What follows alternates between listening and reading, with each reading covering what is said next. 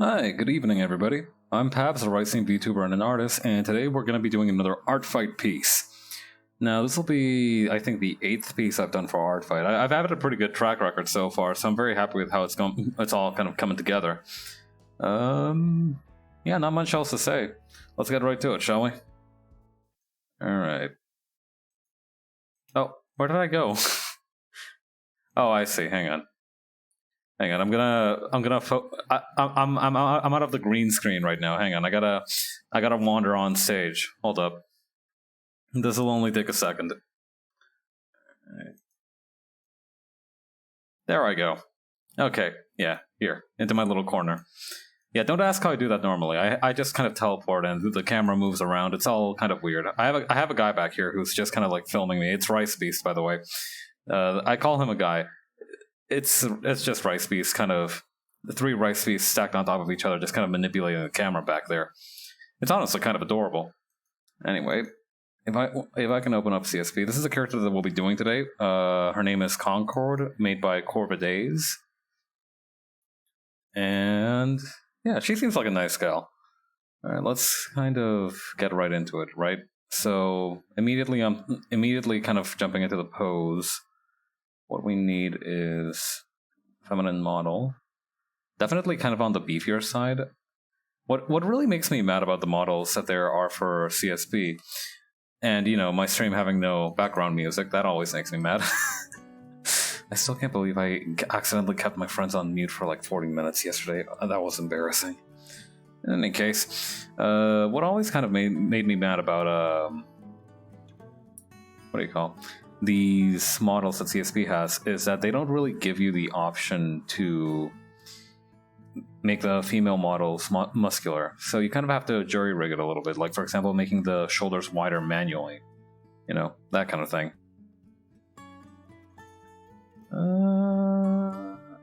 She seems kind of on the slim side, so I think like around there would be good.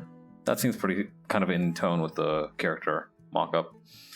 Alright, then the pose. Okay, let's see what we got.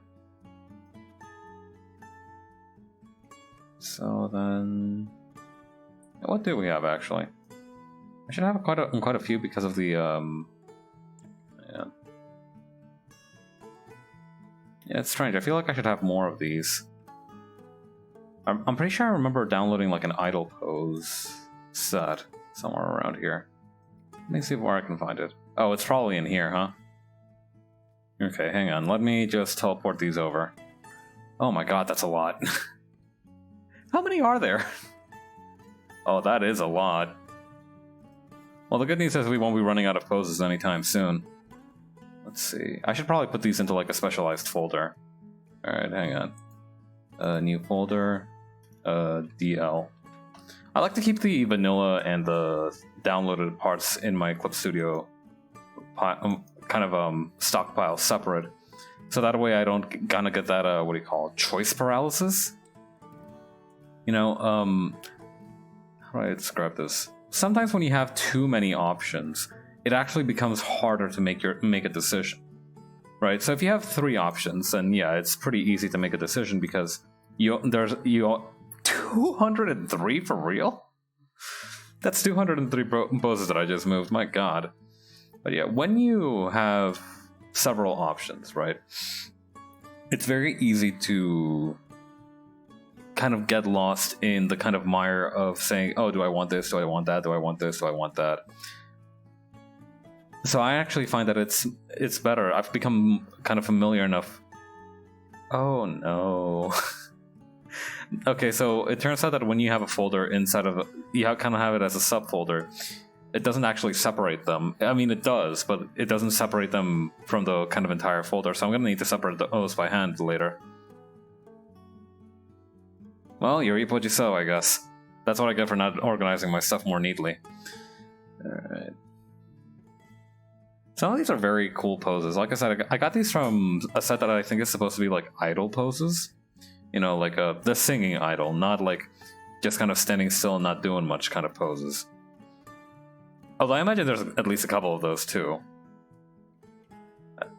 Yeah, just a CSP post set that's just like people standing around, just not kind of puttering about, not really doing much.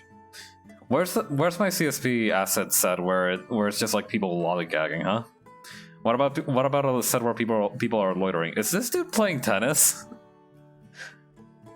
No, okay, that's not tennis. I think I saw it from like this angle, so I thought they were playing tennis. Like that looks like they're playing tennis, right? What about this one? Ooh, that one's actually kind of fun. All right, what else we got though? These are really interesting.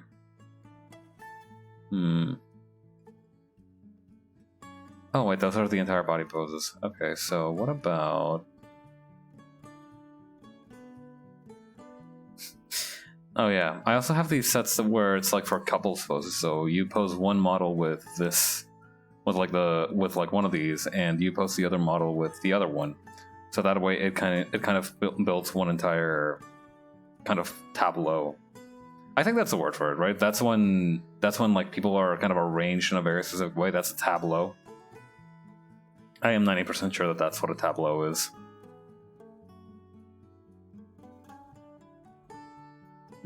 Okay, what about this one? I think this one kind of suits the character. Okay, yeah. Okay, I've got an idea for how to do it. Okay, so kind of zoom in.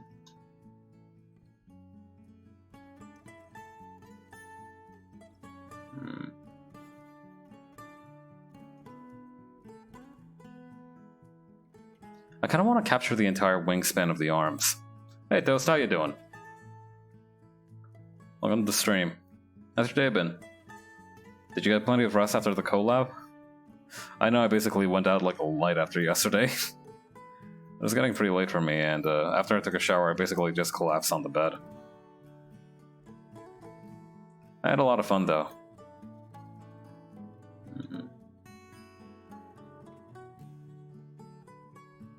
Oh, wait, what about... Okay, so what about... Oop. Didn't mean to move her hips like that. Her hips may not lie, but I certainly do.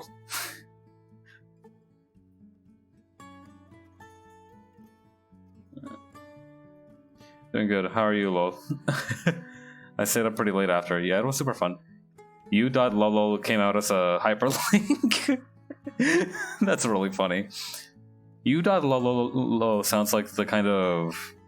I don't know how to put it. It sounds like a kind of YouTube alternative, a YouTube knockoff they'd have in an anime to avoid copyright restrictions. That's what it sounds like. U.lol. I've always been kind of in love with the way that some animes kind of skirt around copyright, because it's just... Some of them, I mean, obviously you can go for like... Like, if you want to Google knockoff, right, you can just go like, oh yeah, this isn't Google, this is Geegle. Completely different, and a completely different intellectual copyright made exclusively for this show, with no relation to real world existing search engines, you know. But some of them really go the extra mile. I can't think of any examples off the top of my head, though.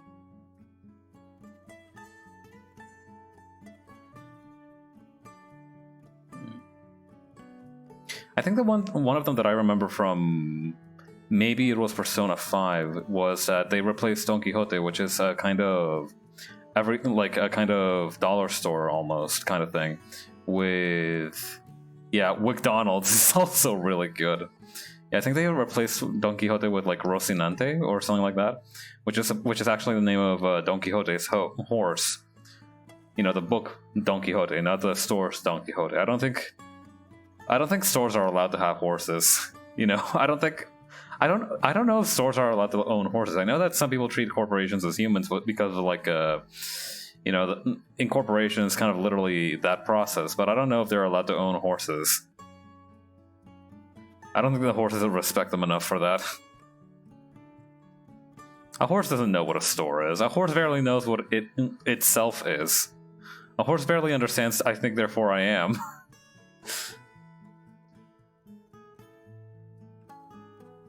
I looked up the origin of that phrase today, actually.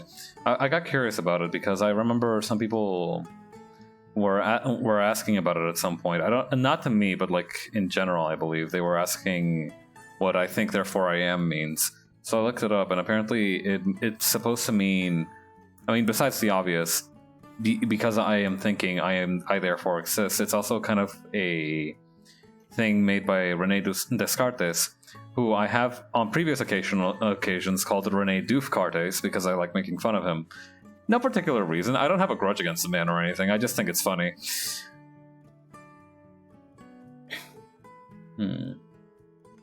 Okay, how would this mouth kind of work out? I think it's going to be kind of like round at the bottom.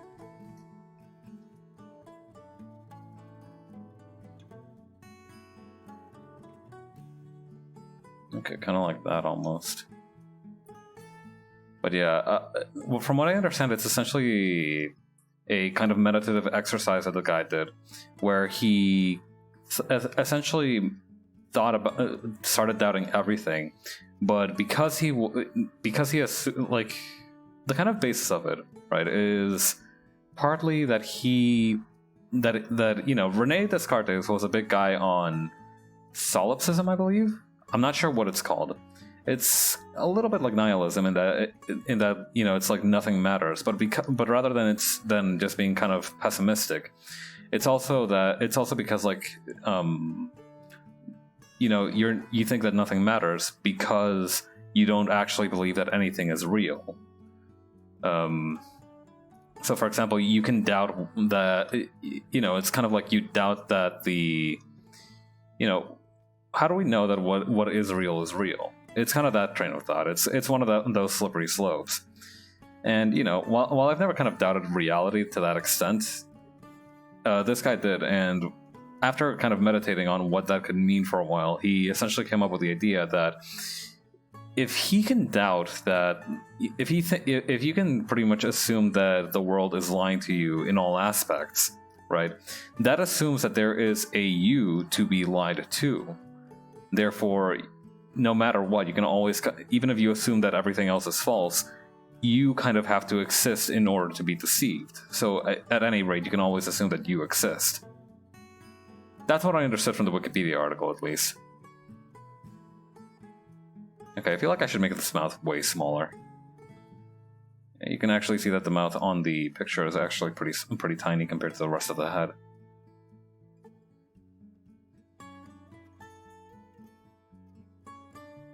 I don't have much experience drawing furries, but I've always wanted to learn a little bit about how to do it.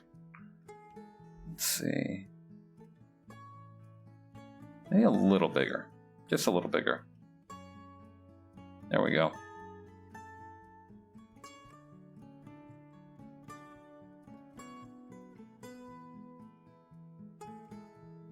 Yeah, I don't know why, but I just felt like this character would be the type to stick their tongue out. Let's see.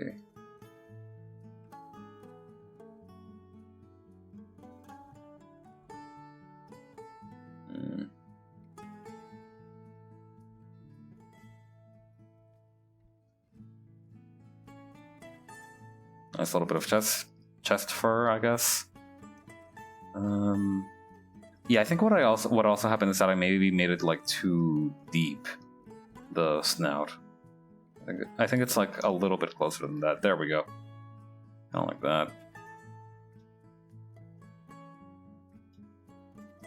And then maybe we can scale that up. I kind of want to keep the nose scale limited though, because I think I might have drawn it a little bit weird. I can figure it out as I go along.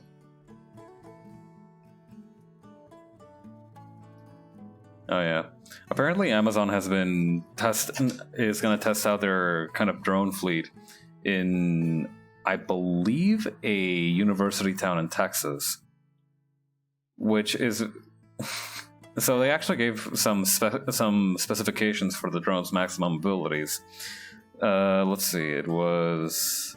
Okay, it could carry a maximum of 5 pounds, so not very impressive.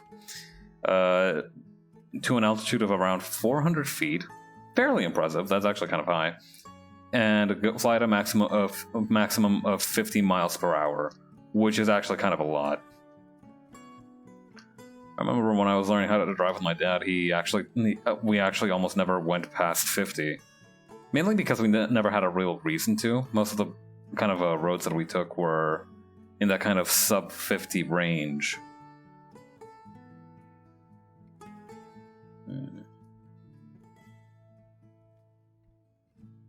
Okay, so snow leopard fur is kind of like this. Okay, so is she a leopard or a lynx? I need to look that up. Hang on. Let's see. But yeah, shout out to one dude in the article though, because he said he essentially called the drones target practice, which is quite the threat. Okay, snow leopard, very jockish, very friendly. Okay, what does a snow leopard actually look like?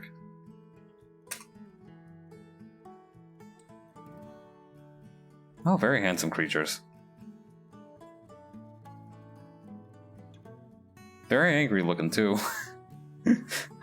I know that a lot of cats, big cats in particular, for some reason, don't really have a particular expression. They're very expressionless. But some of these some of these like larger felines definitely look like they want to kill you. I remember the palace cat was one example of that, or the payas cat. I don't know what they're called actually.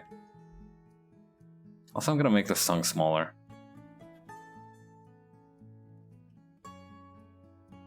Let me take a look at this thing's chin. Yeah, like I thought, it's kind of rounded out a little bit.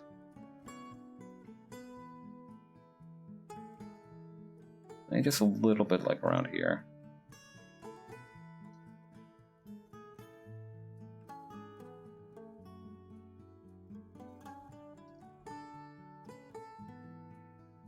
There we go. What did it look like before again? Yeah, this is why I'm confident this is still gonna take like 3 hours, even though it's a relatively simple character design, because I have no idea how to draw furry stuff. But this is a good time to learn, right? Let's see.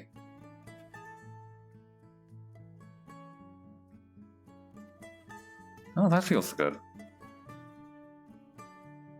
Yeah, I feel like the kind of like snout is definitely not that big either. Maybe this, yeah, it's definitely got to make the nose a little smaller as well.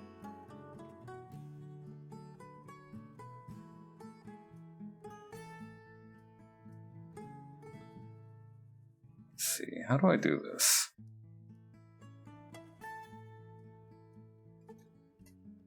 I think I gotta skew this one here like that.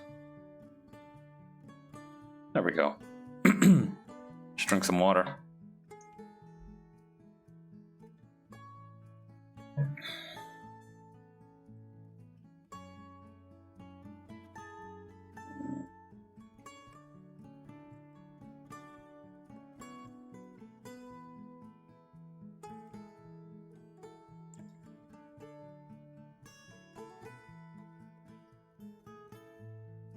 Alright, maybe try it again here.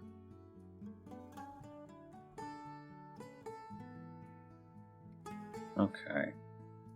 I can do a quick study on this thing to figure out how it's supposed to work. Okay, so we got the kind of general round shape of the head. That's kind of true of everything. But then we have the snout here. And that's almost drawn kind of like triangular like this. Conversely, if we look at the one over here, you can see that's almost got like a diamond shape to it. Yeah, like a diamond-shaped protrusion. Or, I guess, almost like a pentagon, isn't it? There we go. And then, okay. Okay, so this picture might have been what I needed. I like that it looks like I'm kind of drawing a muzzle with a happy face on it. That's kind of... that feels very strange. Alright, but no, now we've got a kind of plan of action. Okay, so now we can kind of figure out that from here we've got the kind of pentagon shape. We might be able to do this with a sublayer as well. Hang on. Yeah. I have my fan on full blast right now and it's still kind of hot. Thank goodness for... yeah, in the wintertime I have to turn on a noise suppression function on my microphone, because I'm worried about that my heating will just sound super loud. But during the summertime, I have to worry about my the fan. So there's always some level of background noise going on. Not to mention my refrigerator. That thing's really loud for some reason. Straining under the effort of the 15 bags of frozen chicken fingers that I have in there. God bless. Okay.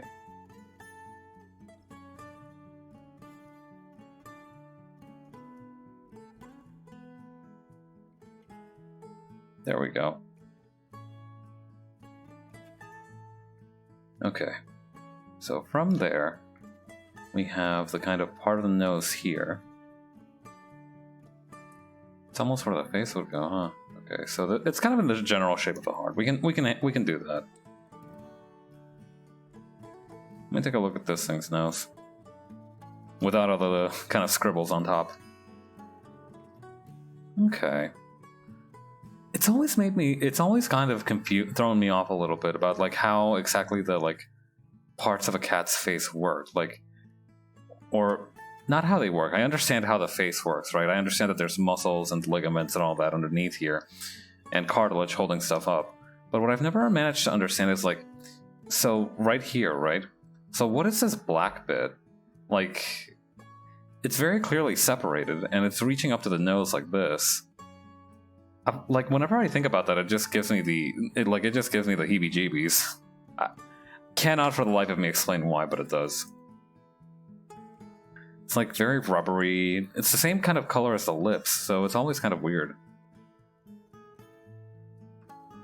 And hopefully now that I've pointed that out, it's not going to be something that bothers you guys, but if it does, I apologize in advance. Okay. And here we go, and we have this other part here.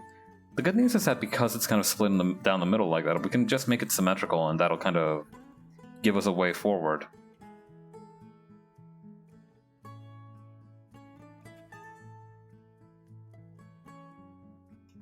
Mm-hmm.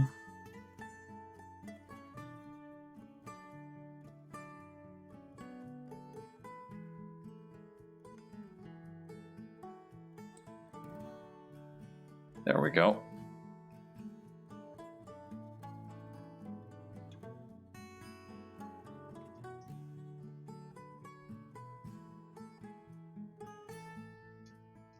Okay, then.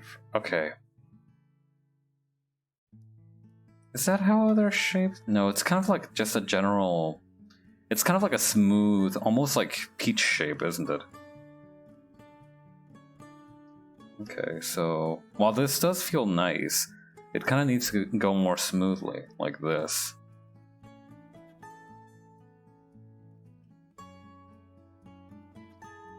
There we go. And then we can do the rest of the chin. Again, kind of looking at the original kind of reference here. I really like this person's art style because it's got a lot of thick lines, but it also makes it hard to make out some of the details as well. So for example, the actual shape of the mouth or the chin is a little ambiguous. So I'm just gonna give kind of like a smoother chin like this. There we go.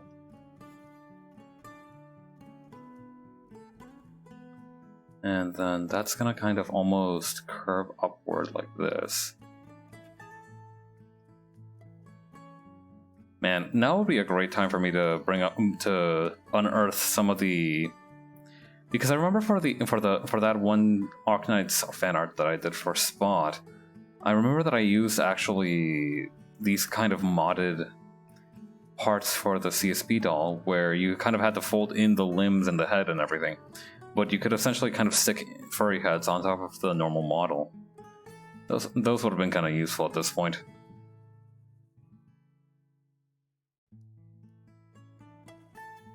Let's see.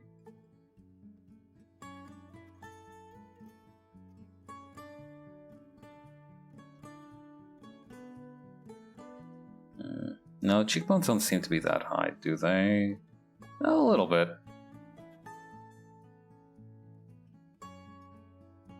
But for the moment, let's try to kind of focus up on finishing off the, we'll kind of get the first draft going and then kind of figure out where we can do better. I think that's the best way to do it.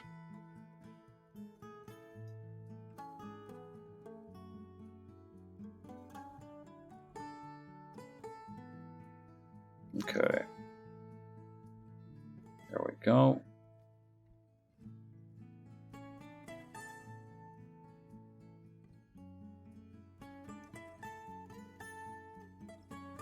Okay, I see I've made a bit of a mistake here that I actually made I gave the eyes irises, but they're actually kind of like the iris is just pure black, so it's just like a couple of black dots swimming around in a big ball of blue. We can just kind of put that together like that. But yeah, I love art styles with thick lines, especially when they're done really well, because that actually gives so much more motion and dynamic to the character. You know, I remember also it's probably a little bit of me being influenced by reading Scott Pilgrim when I was like 13. Yeah.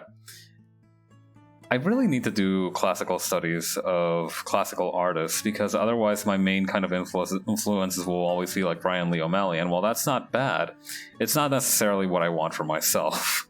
You know? I'd rather have a much more kind of expansive pool to draw from in terms of inspiration. And I do. I mean, like, I've read a lot of different comics over the years, and actually, yeah, mostly comics. I've read a lot of different comics, but I've also seen a lot of different types of art. So I think that's definitely kind of helped me kind of grow my ideas and what I want to kind of become as an artist.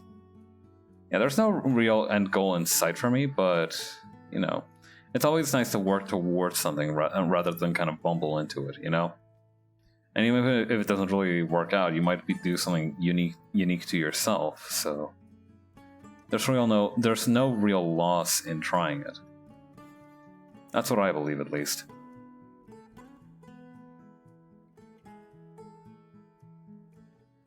Man, apparently I've gotten some samosas at this restaurant near my house so many times now that the guy who works the counter actually recognized me and said, "What, no samosas today?" And I don't know how to feel about that. I don't know how to feel about being the samosa guy.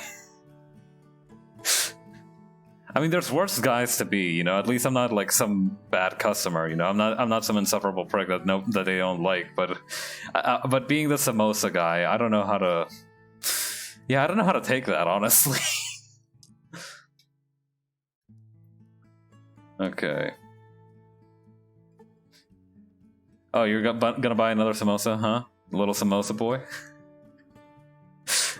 It's very cruel of me to kind of assume that everybody's gonna make fun of me as soon as I, like, display any habits whatsoever. But consider this. The possibility of that is so much funnier than if they just were normal people.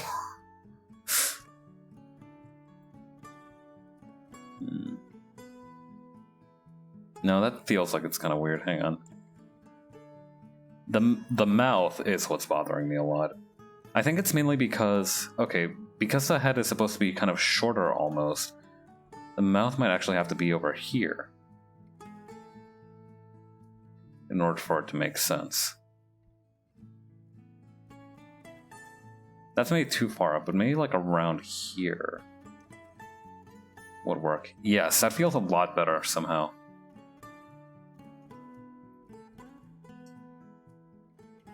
Yeah. The guy who works the counter is very nice, though. He has like this Pokemon mask that apparently his girlfriend sewed for him. Yeah. I asked about it the other day. I said, like, I like your mask. And he was like, yeah, thanks. My girlfriend got really into making them during the pandemic. Yeah, weirdly enough, I don't think making masks is going to be as big of a hobby as it was previously. At least ideally, it won't be. You know, if it has to be, it has to be, but ideally it won't be.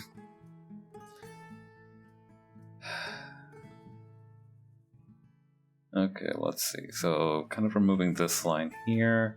Where did this line come from? I actually kind of like it, though. It's kind of like crooking the eyebrow? That's not the word that I'm looking for. Not crooking. It's like tilting the eyebrow? That still doesn't sound like the right word.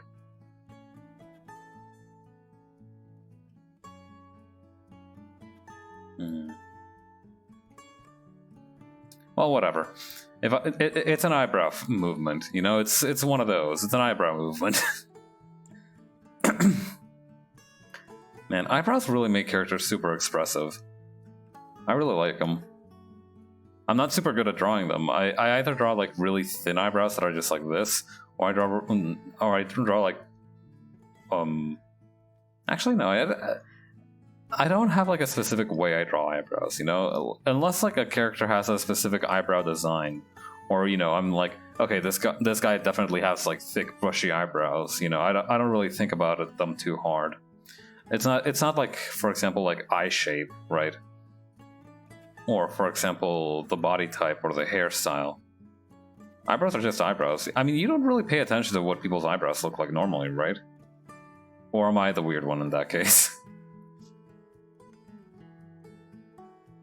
God, I remember when I was in high school, I was speaking over some girls' shoulders because they were showing off this video about, like, an eyebrow treatment they wanted to get, you know, to kind of shape their eyebrows. And it was very strange. Essentially, what I saw from the video was that they took a couple of threads, right? And they spooled them very tightly together so that the threads kind of became this kind of like barbed wire shape almost. Like this. And when they kind of dragged this kind of barbed wire shape across the eyebrow, it actually went plucking the hairs into the kind of like roller kind of like bundle there in the middle. Very weird. I didn't think that was like scientifically possible. I didn't know that it would like generate that kind of friction, but I'm guessing it's some kind of specialized thread, or like there's like a trick to it or something. Yeah. Yeah, beauty standards, man. Not even once. As the ultimate life form. That's right. You may not like it, but this is what peak performance looks like. No eyes, no ears, no nose, one huge mouth, and a singular hit point to my name. I am the acme of evolution. Okay, then from there, I think we're kind of good to go on the head, to be perfectly honest. I don't know what else we can do with it.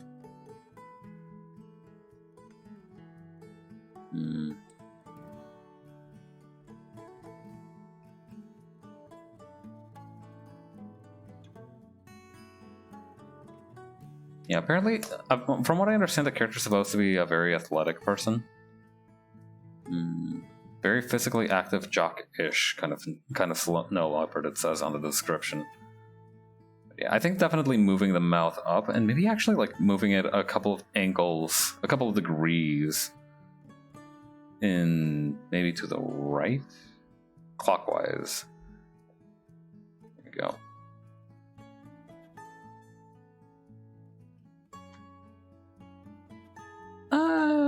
Sure, why not? We can do that. Does it look better though? Oop, nope. Keep the layer. I didn't mean to press Control X. I feel like somehow this feels more right. I should drink some water.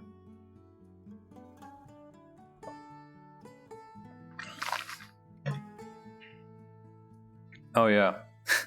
So great news for people who love seeing rich folks beat the snot out of each other.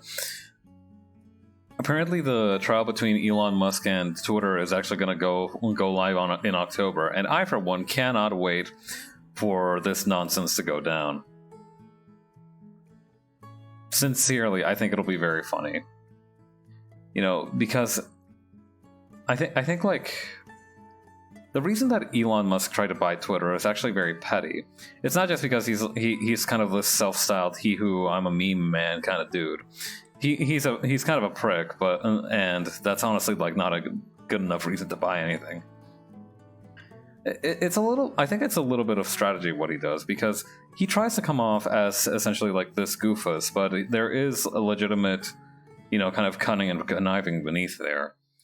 That's what I feel, at least. And this move to buy Twitter, like I said, isn't actually, you know, just some kind of run-of-the-mill look I'm so rich I can buy Twitter kind of move. It was actually a kind of ploy to show that Tesla, the company, had a good amount of cash inside of it for, the stock price.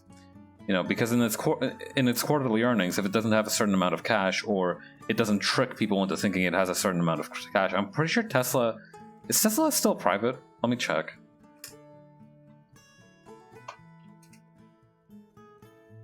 Yeah, it's a public company. Okay, so that actually makes more sense, to be perfectly honest, because I don't know why a private company would bother trying to keep up appearances with cash. So to kind of please investors, or to kind of increase the value of the shares near the end of the quarter, what they did was that they essentially postured. Elon essentially postured by trying to say that, yeah, I've got enough cash to buy Twitter. That's how good Tesla is doing. But then this suddenly came to bite him in the ass when he realized, oh shit, I don't actually have enough cash. He tried to backpedal. Twitter, for one, was not having it, and now he has to buy Twitter. Or at least get the pantsuit off of him and then buy Twitter, from what I understand. Okay, let's see. Yeah. You talk about your caveat emptor and your buyer beware, but I think, like, in some cases your buyer just really fucking missed the mark. Okay, this arm does not make sense. It needs to be stronger, beefier. I hate that it's so skinny. Alright, so this is fun actually, because this means that I have to kind of figure out which muscle goes where for this part. So for example, I know the bicep, for example, will go right around here. Wouldn't be able to see it too much right now because it's kind of like relaxed. So, your bicep would kind of pop out, especially when you've got your arm bent like this, because the muscles in that case are contracting.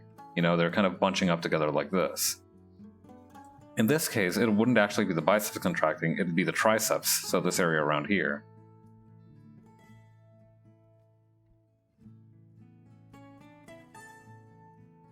Not to mention, you'd probably be able to see a bit more shoulder and lateral muscle from around this angle here.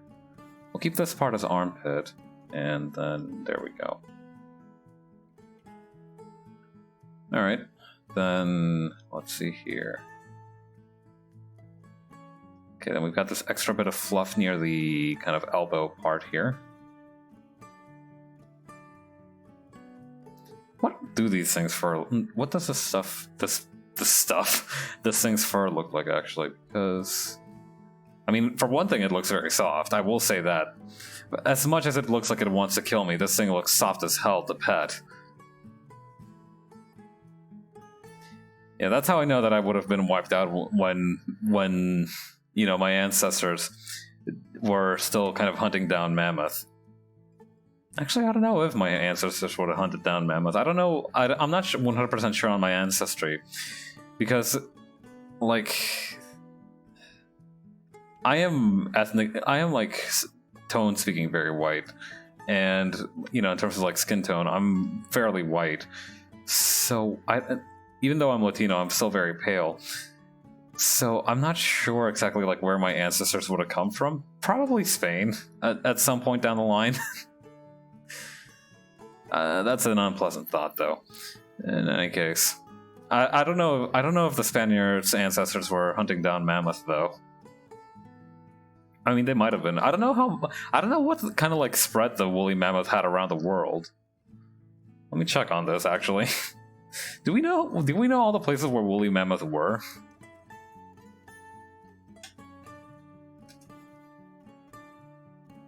Let's see. Subplaniforms.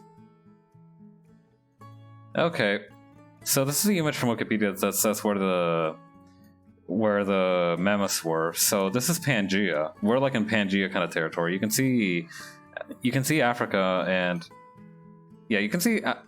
Wait, no, that's South America. I'm dumb.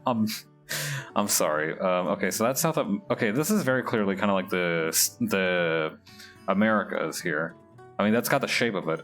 So it was kind of like in North America, kind of, in this kind of stretch from around, I'm gonna say Alaska to Wisconsin? kind of crossing across Canada like that. I'm not good enough with my map shapes to tell what this place is supposed to be. I think that might be Europe or Eurasia, I suppose, but I have no idea. I wonder if they've like translated a map of this to the current age. That would be nice.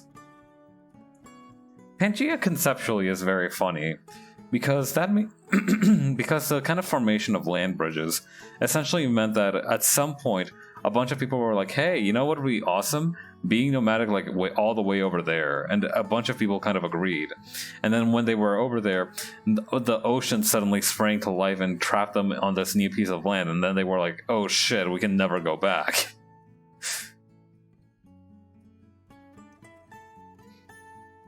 Yeah, fast forward a couple hundred years, the Europeans come, they ruin everything, etc.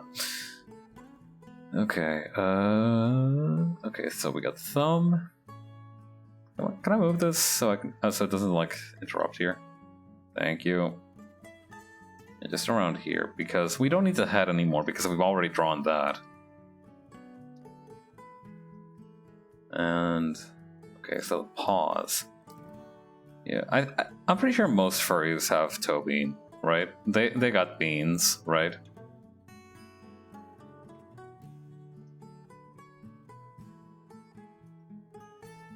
There has to be like a degree of beanage acceptable for furries.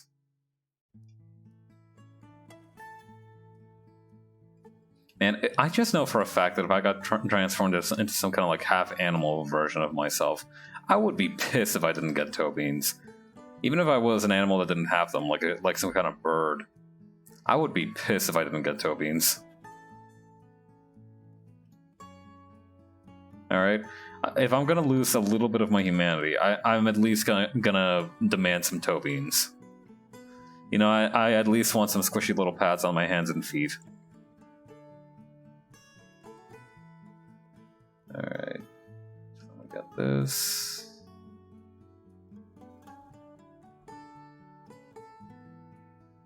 Okay, the hand seems to kind of follow the more kind of animalistic side.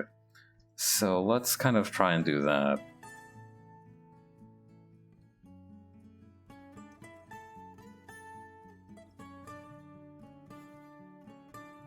There we go.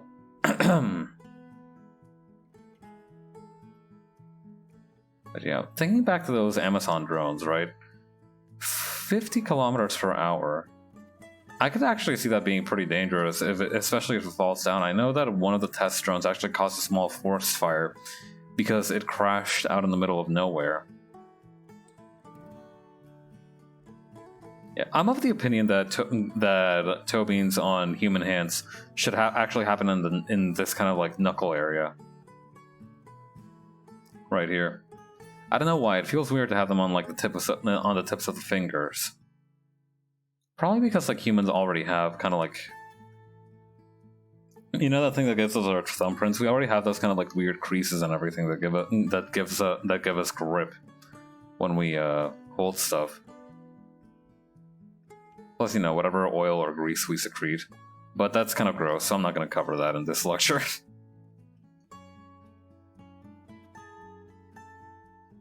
Yeah, a lot of these streams really do feel like me giving a long-winded speech about whose topic changes every 15 or so minutes. Not even 15, like every 5 or so minutes I find something new to talk about. You know, I mean, we went, like, look, we went Amazon drone, Samosa, back Elon Musk and Twitter, back to Samosa, back to the drone, and now we're talking about toe beans. I mean, granted, given that I'm drawing a furry character, it's not entirely disconnected to be talking about toe beans at random intervals, but I still feel like we're bouncing around kind of harshly. I feel like that's part of my appeal, you know?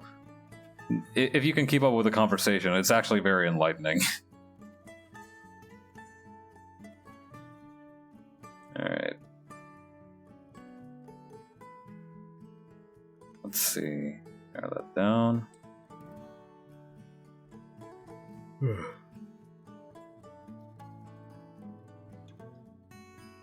Now, I tell you what, I'm gonna go get some rest this weekend. I don't have a whole lot on my plate this weekend, thankfully, so I can just kind of well, no, I actually have to start classes again soon, but there's no like, how do I put this? There's no formal start of classes. They kind of just let you into the course, and you're good to start studying. That's the classes essentially. God. On the one hand, it's very convenient to have like a purely online learning environment because I don't actually have to go to like a learning center or anything to get these classes. That would be so much of a burden on my time. Because I can just come home from work, you know, I'll be tired, but I can at least still do them at my own pace, in my own time. You know, I can live stream and then maybe do one or two things for the course, and you know that's fine, that works. But if it was like scheduled learning, I would just, oh, my mental health would diminish so fast.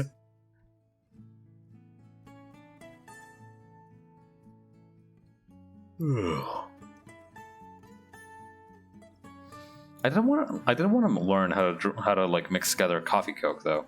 I know that they're selling it now in, what do you call, containers, in small cans. But you know, I feel like that doesn't give you as much control over the coffee and coke flavors as you could have. So I kind of want to learn how to mix my own. The one thing I'm absolutely unwilling to try, however, is pilk. Not for any kind of like ick reason. Like, I imagine it actually tastes okay, but mainly because I'm worried that if I start, I won't be able to stop, and then whenever I drink it, I'll have to explain to other people, no, this isn't actually that weird. It tastes good. It's just very unorthodox kind of ingredients. Yeah, if you've never heard of pilk, from what I understand, some people mix Pepsi Cola with milk to create a kind of uniquely refreshing, slightly cursed beverage.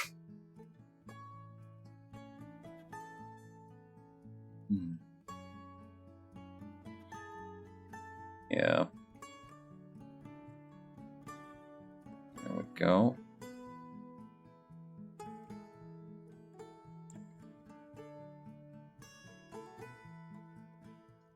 Nice. All right.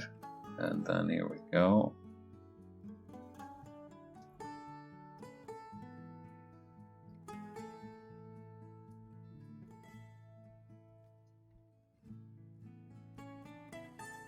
Okay, there we go.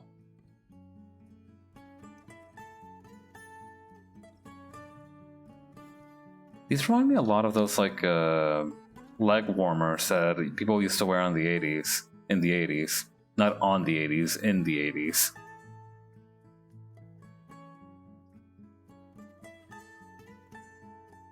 Honestly, a lot of fashion from the 80s is actually very good. Or at least it was very functional, you know? I feel like fashion from the 80s was kind of that perfect blend of, okay, this looks interesting, but it's also got like a relatively useful purpose. So for example, leg warmers. You wear those when you exercise so your legs don't like get cold because you're wearing a full-on leotard. I never understood the whole exercising in a leotard trend. I like, what kind of body type do you have where doing that is comfortable? Yeah, because not to get TMI, but I cannot imagine any scenario where I'd be comfortable doing exercise in the leotard. Let's see.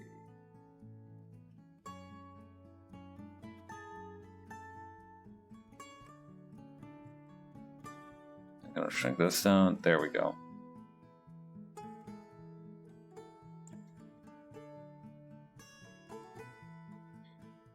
Okay.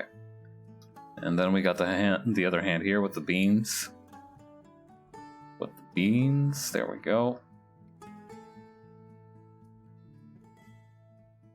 The good news is that because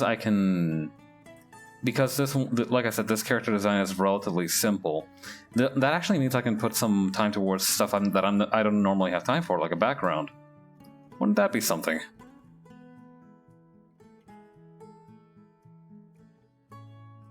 Let's see.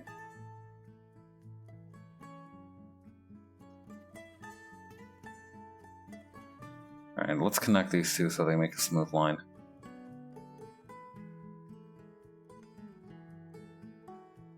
and then simplify them so that they make an even smoother line. That's not smooth. Come on, work with me here.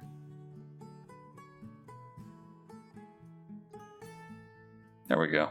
Okay, so then we got bean here, bean there, done that. That was an episode of that Mr. Bean show, wasn't it? I never actually... I remember seeing more of the cartoon series rather than the live-action series. I remember the live-action series was actually very, I want to say mean-spirited. Like, obviously, the Mr. Bean is never supposed to be a hero. He's always supposed to be kind of a selfish... kind of like a selfish figure, almost. A very kind of self-centered person. Or at least that's the impression I got from the cartoon. But the live-action one just felt downright mean. Like, in the cartoon, he felt like a very bumbling, well, man with, like, if not good, then at least rather harmless intentions. The live-action one always felt like he was there to just cause problems on purpose.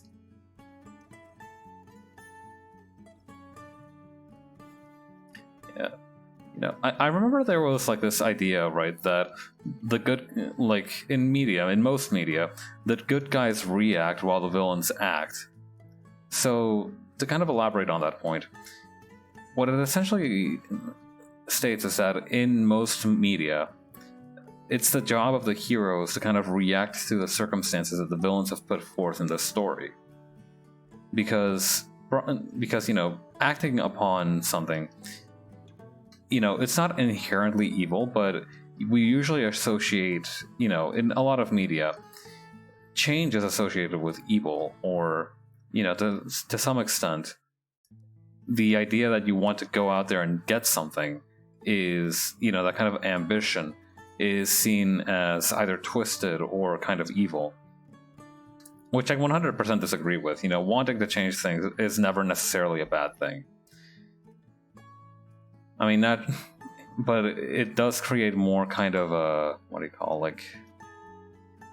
It's harder to write somebody kind of changing the world than it is to write somebody who kind of just gets tossed around by the world, I think.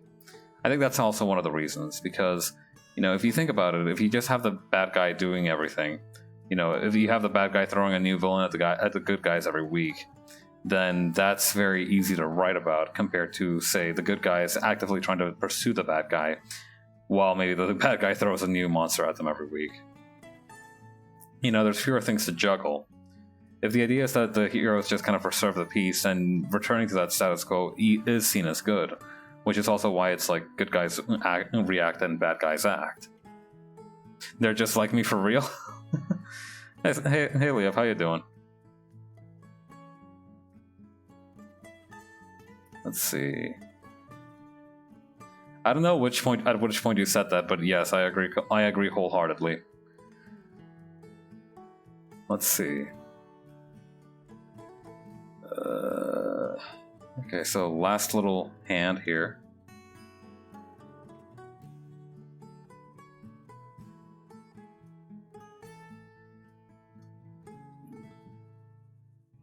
Am I making these too much like hot dogs? Oh, those look strange. I think I might have made them too long. Don't remember. I don't even know what you're talking about. I just woke up. Welcome back to the land of the living, then. Jeez, yeah. Listen, I don't remember what I was talking about. You think we're both in the dark here? Those fucking grippers. I hate that grippers has evolved from just meaning like toes to just meaning any kind of appendage meant for gripping now.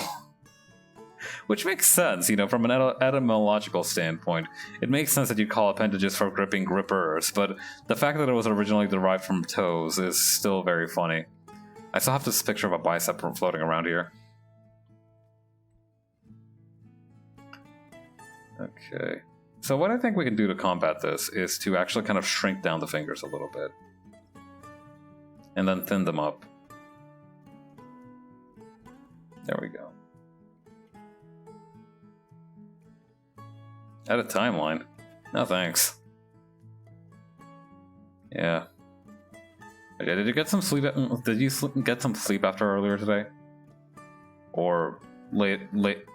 Okay, I don't know. I don't know. Like what time you technically went to bed. I just remember that I talked to you before I headed out for work today. Let's see.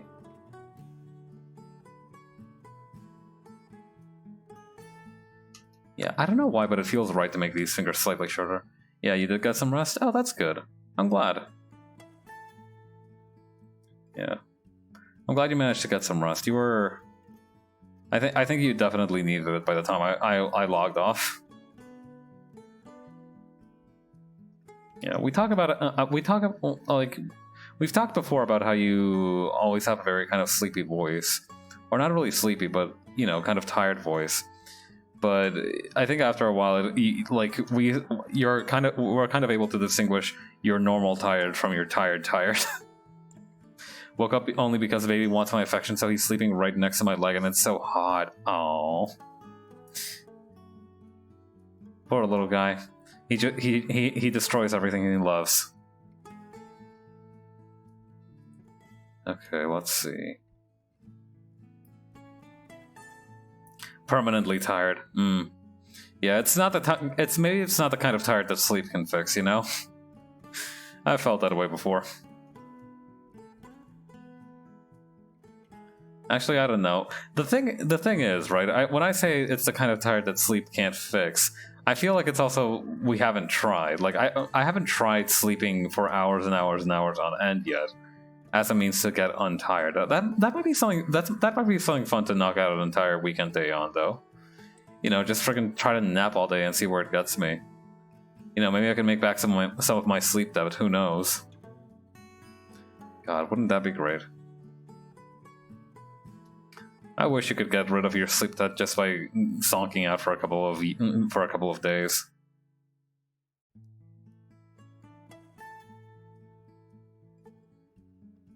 Okay.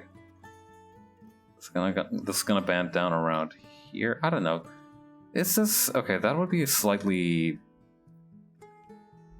Do furries have belly buttons? Hope you don't end up more exhausted like me. I mean, I might.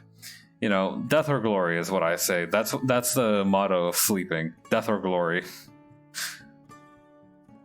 So you know, it's you either die or you are no longer tired. Like I said, we haven't actually tried that. I go on about like, oh, I just know some more sleep would fix me, but have I actually tried sleeping more? No.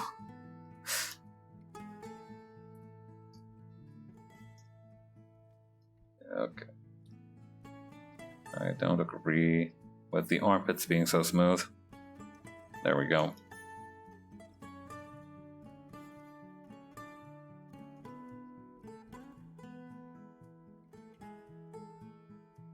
And I feel like there should be a little bit of fur, like right around here, poking over the shorts line. The waistband. That's the name. That's the name of this part here. Okay.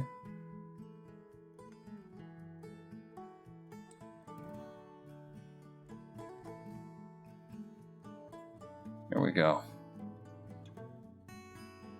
Okay, then from there.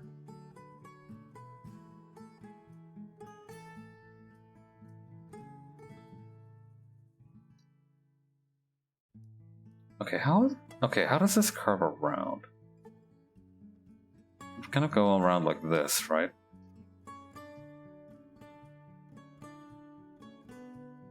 I feel like it would. But yeah, no, me ending up more tired is a distinct possibility if I spent like an entire weekend day just sleeping. I don't know what would happen. Like I'm actually kind of excited to try it out because, you know, I wonder what will happen. I mean, I don't have a stream tomorrow. I could try to do it. I do have like something to do in the middle of the day tomorrow. But besides that, I could just like, you know, I'm free to go. I'm free to try it out. I should drink some water.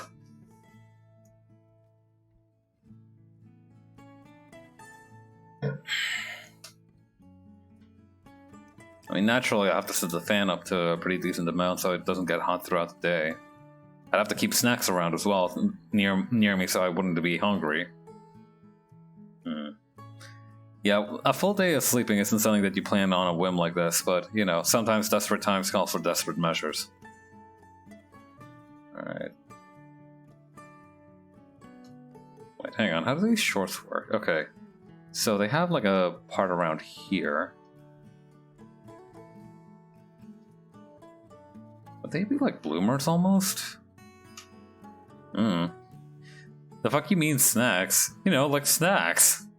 What am I gonna go? Am I gonna sleep the whole day without eating anything? That doesn't sound healthy.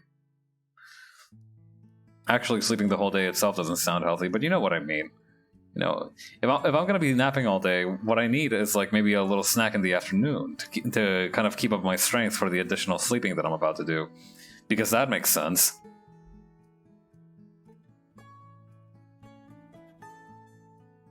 You know, you need snacks. You need snacks to survive the day. You know, a little bit, some chips there, some beef jerky here, some soup, some miso soup in packets. What the fuck? What do you mean, what the fuck? We're talking about an all-day sleeping marathon, all right? You don't take that shit lightly. You gotta make preparations. It's like climbing the Himalayas. Let's see, around here, I think would be that part.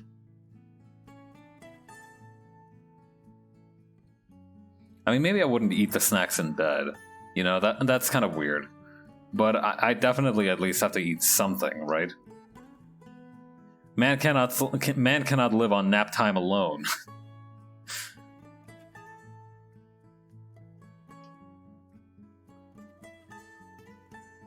God, I wish I could, though. I'm a champion at taking... the thing is, even though I'm not very good at sleeping, I am a champion at taking naps that are precisely 20 minutes long. It's a skill that I developed back when I was like... when I sleep all day, I just eat, and when I wake up at like 12 a.m. I mean, that's also an option, you know, if go full hibernation mode, eat a lot, then when I wake up, eat... Then, you know, sonk out for a while, and then when I wake up, eat something.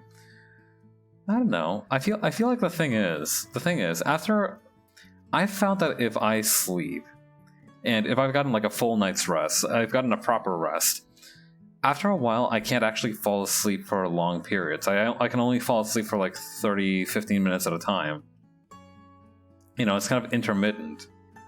So what ends up happening is that I actually spend a couple of minutes each hour, you know, conscious. So it's not a perfect system, but it's you know, at least I can continue sleeping. So I don't know. Like I said, I've never done this before. This is also new to me. I don't know if snacks are the right way to go or not, but you know, if they're even if they aren't, I'm gonna keep some on retainer just in case. That's a very interesting reaction emote.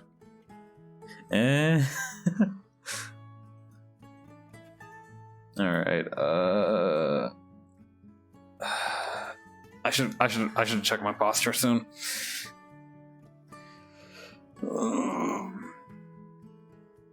I'm glad I chose this character because this is, like I said, it's mostly about thinking about it, like the angles and perspective and everything. I mean, naturally I'll be kind of doing some stuff with the background and stuff as well, but it's kind of nice to just do something simplistic every now and again. You know, a very straightforward character design.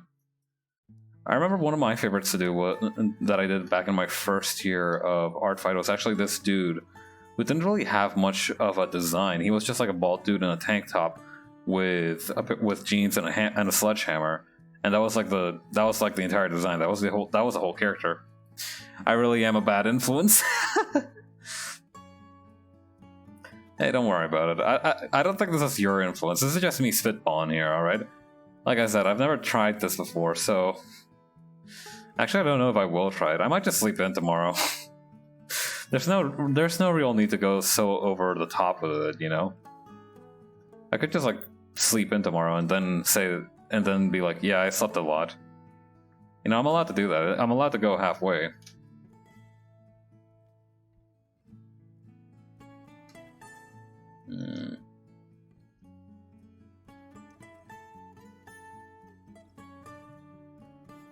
go.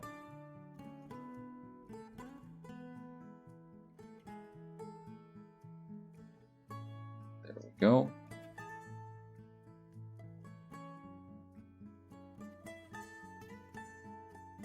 Oh yeah. I've recently rediscovered this band that I had. I have one album of theirs, but I really like it. Neon Sunset, I think is the band's name. Or I don't know. I don't have my phone handy, so I can't actually look up their name. But I think it's like Neon Sunset, I believe is the band's name. They made some very good songs. They have, it sounds a lot like 80s synth pop. But they're a lot of fun. I like their songs a lot. Let's see.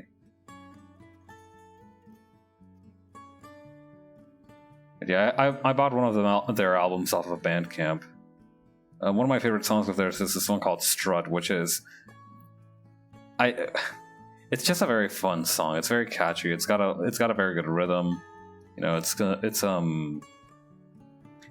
doesn't actually have any lyrics, but it's still a lot of fun. Yeah. I remember that because I grew up listening to a lot of like instrumental stuff, particularly video game soundtracks. Nerd, guilty as charged. I actually didn't listen to too much music with a lyrical background, so it's never been strange to me that a song doesn't have lyrics. I mean, naturally, it's cool when they do, but it's never been like an issue for me if a song does not have lyrics. I mean, I don't think it's a real issue for anybody, but you know. I don't have a preference towards lyrics or towards with lyrics or without lyrics. Yeah.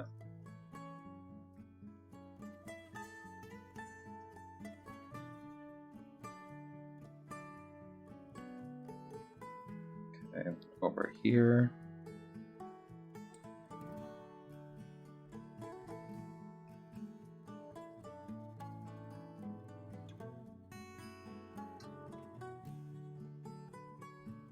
There we go.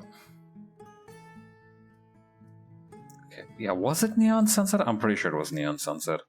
Need to look that up later. But yeah, I re-listened to their album today. That and the Orion Experience. I really like their stuff as well. Particularly Children of the Stars. I like that much more than Cosmic Candy, and I don't know if I'm in the minority or majority for that. Mainly because Children of the Stars has a song called Electric Moves, which I absolutely adore. It's another one of those like very disco... I don't know if they're disco, actually. I don't think they're disco. It is, I think, very 80s, though. Yeah, for sure very 80s. Disco percentage unverified. Untested. We'll have to get some proper scientific equipment to figure that out. Okay. Okay, no real fur on the thighs besides on the, like, inside of the thighs here. But I can take a little bit of an artistic license with that.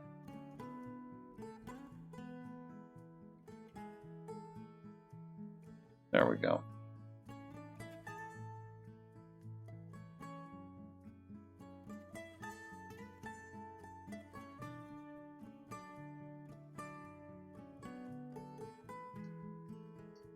There we go.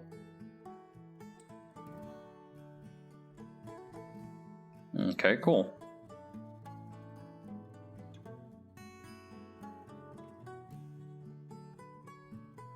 Okay. Is that it for the line art? It might be, actually. Yeah, I think that might be it. You know, I can edit this part here a little bit more so that it kind of matches the reference a little bit more closely. But besides that, I think we're kind of done with the majority of it. What is that? An hour and 20 minutes in? Pretty sweet.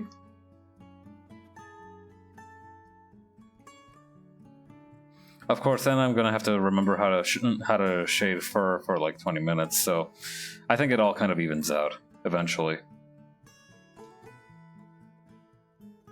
All right, let's see. Simplify vector line.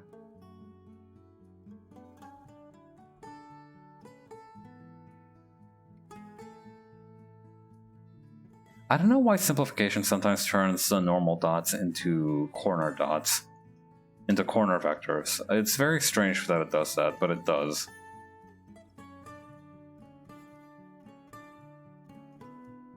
Okay, let's take off these references and everything. Something about the head is bothering me. I think it might not be, like, okay, so first of all, it's missing some extra fur right here. That's what I feel. And from there, the head is kind of shaped in such a way that it feels like it's not really kind of aligned with the rest of the skull. Yeah, a little bit more like that would be better, I feel.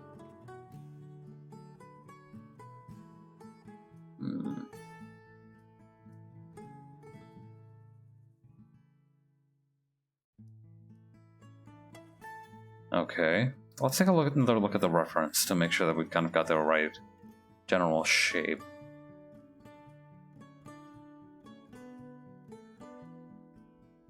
Okay, I think I see where I went wrong. So cats' heads are a little bit flatter, and I bet we can probably see that a little bit here. It's actually kind of indented, like not even indented, it's just kind of flattened a little bit like a diamond like this. And then it kind of, hang on. So we take a look at this guy. So right around here is when the kind of flat of the face begins. So you can see that it's kind of got this triangular shape here, which kind of curves inward. Like that. And we can make some contours here as well to figure out like the actual kind of shaping of it all.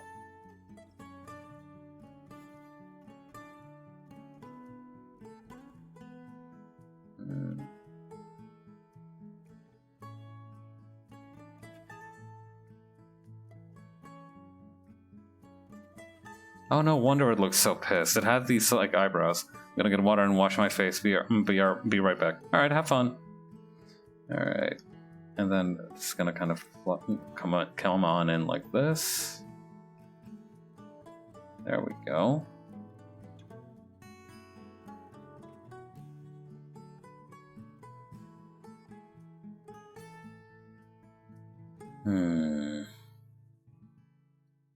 Okay, what about this?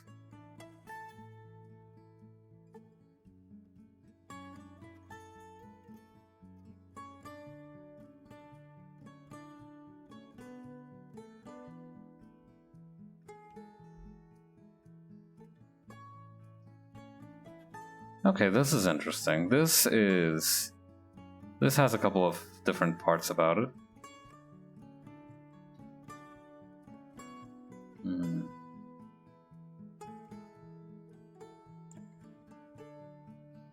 Somehow I've managed to make it look angrier, which is quite the achievement.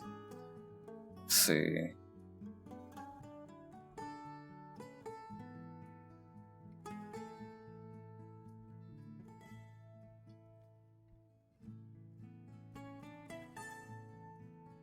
And then it just kind of gets flat up here.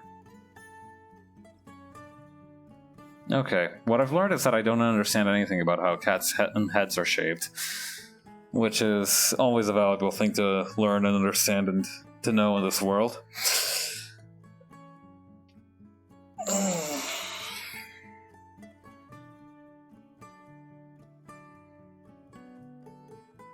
I don't know why, but whenever there's like a shape like this on a character's head, it reminds me of that one Pokemon whose head is a rock.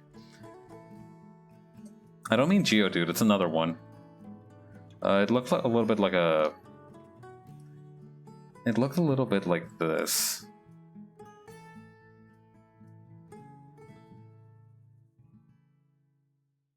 I don't know how else to draw it. It looked a little bit like this, and it was like yellow and kind of beige, yellowish. It was blue and beige yellowish.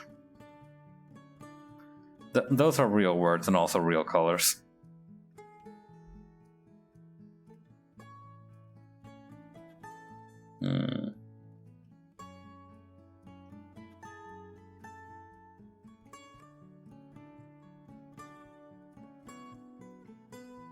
Okay, here we go.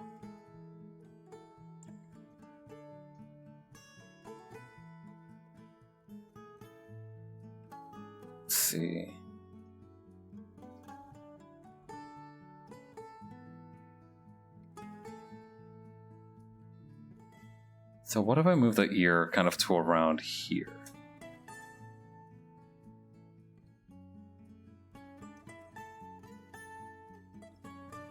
Okay, yeah.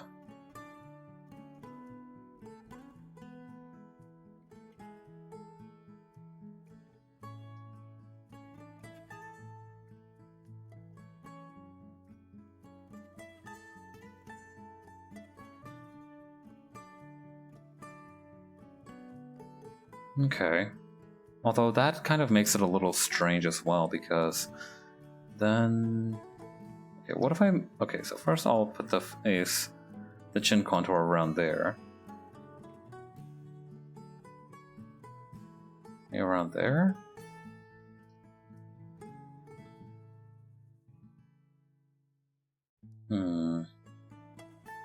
Like I said, it seems like the mouth and the snout are relatively small compared to the face. I feel like I've definitely made the snout a little too big.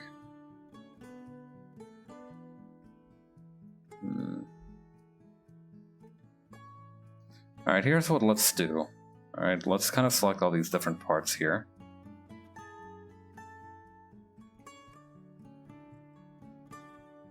Shrink them down a little bit. Gonna place them right around here. It's just weird that she look more like a llama now than a snow leopard.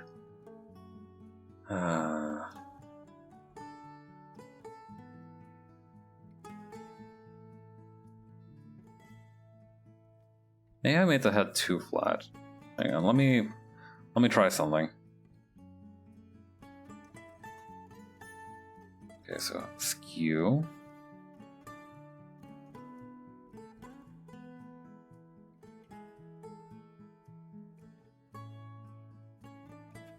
Okay, that feels a little bit more natural, although now I have to fix up the arm there.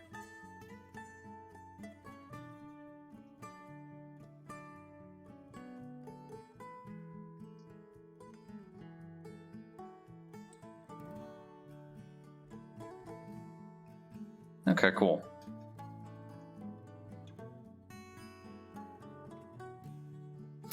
I don't like that I can't give her eyebrows right now because I'll have to paint them in later during the coloring stage, but I think this is coming along pretty well. Alright, I think with that we might be actually finished with line art. You know, I'm going to try to avoid touching the face anymore.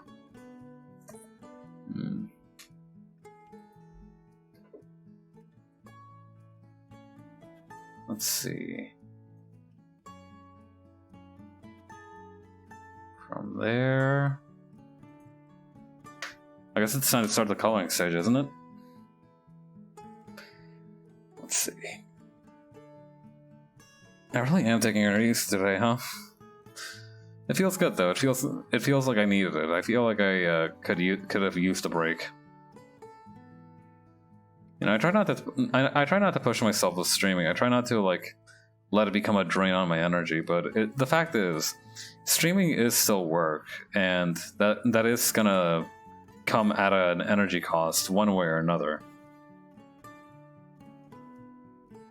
You know. That's why I try to be somewhat energy efficient during streams. You know, I know I might not have the best stream stamina, so I try not to tucker myself out too much, essentially. Let's see, from there, and this out.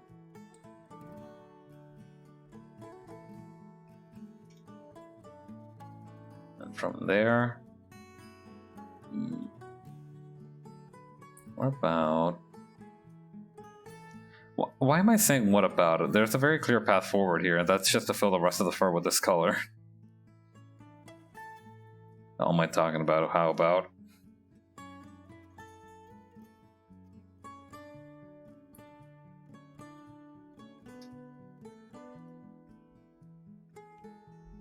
Okay, then from there...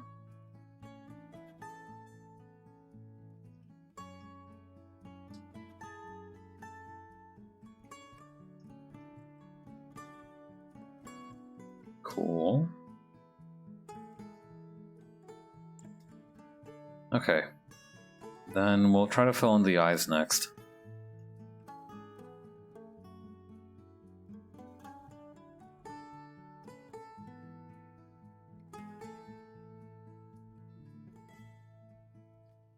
Oh yeah. That reminds me. Apparently, it's recently been the anniversary of finding the Rosetta Stone. I've always wondered what the hell the Rosetta Stone was. It turns out that it's actually a stone. It's the kind of artifact that allowed us to figure out what hieroglyphics mean. So now if you've ever read something that was translated from hieroglyphic in Egyptian, you're welcome. The Rosetta Stone has got you covered. I remember my parents had a Rosetta Stone software for a specific language. I don't remember which one. Yeah, when I was a kid, I was obsessed with trying to learn new languages because I thought it'd make me very cool, and it would have made me very cool if I had any sense for it at all. Spoiler alert, I didn't. Yeah, I've never been super good with languages. I've never been super good with stuff that isn't...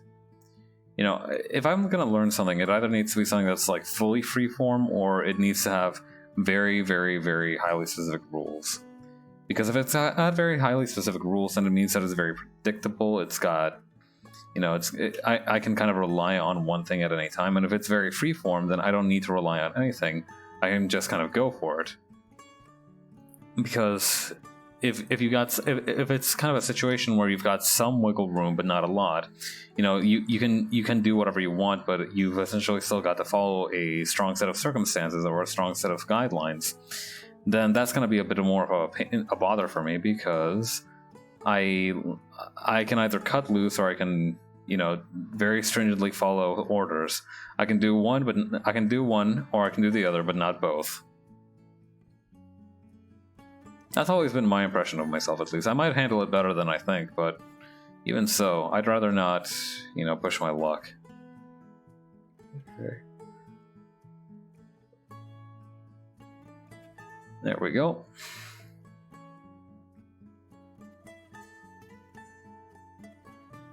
Okay, right around here.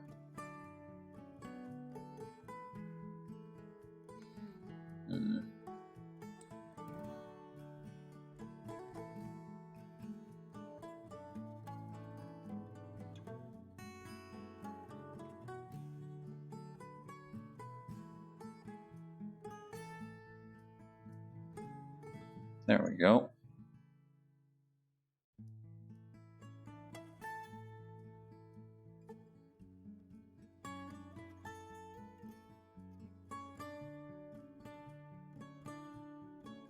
Come to think of it, this might fit in pretty well with that kind of single with art style that I was thinking about earlier. Hang on. Let me get these marks on the face out of the way first.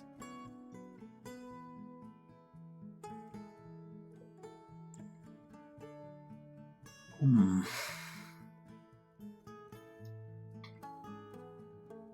we go.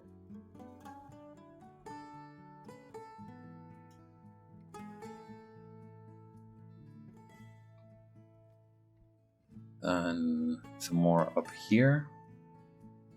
Oh, it didn't select that part. My bad. I was wondering, hey, why isn't my line dragging? And then it's just that, oh, you didn't properly set it up correctly. I say as if that's a sentence that makes sense normally. Yeah. Here we go. And then over here we need this. Cool. Okay, then from there,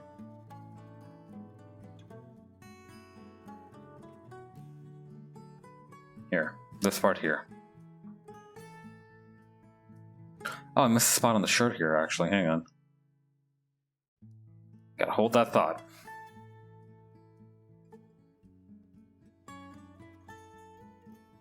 Wait, is this on the actual... Oh, crap, it's on the wrong layer. Hang on.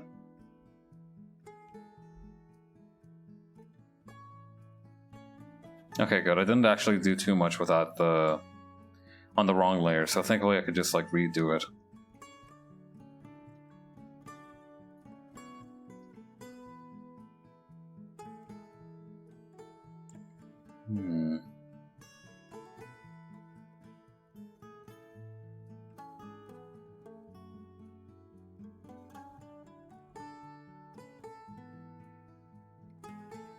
Oh yeah, her hands have the fingers kind of covered up like that. Hang on. Okay, there we go.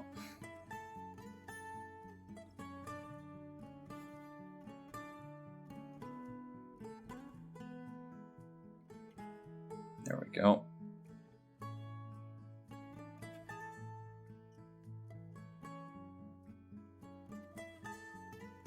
Okay, cool.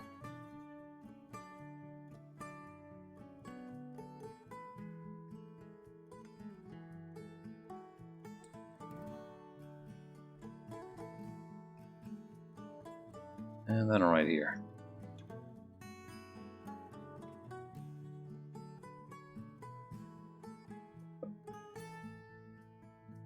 Okay, cool.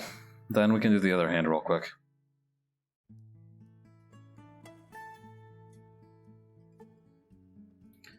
Does she only have 4 fingers? Oh, yes she does. Oops. Okay. Yeah, I think those are supposed to be more like paws than actual hands. Come to taking a second look at them. What to do? What do you think? I say to the picture of the snow leopard that wants to kill me. I can't tell if this part here is a second snow leopard or if it's just like one snow leopard with like its tail curled up really neatly.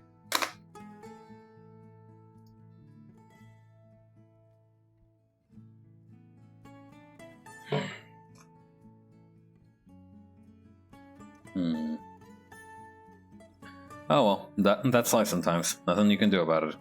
You know, sometimes you're drawn with 4 fingers, sometimes you're drawn with 5. It doesn't really matter. As long as you have thumbs, you're still kind of in the clear in terms of like adaptability. You know, thumbs are not vital to survival, but they are very important.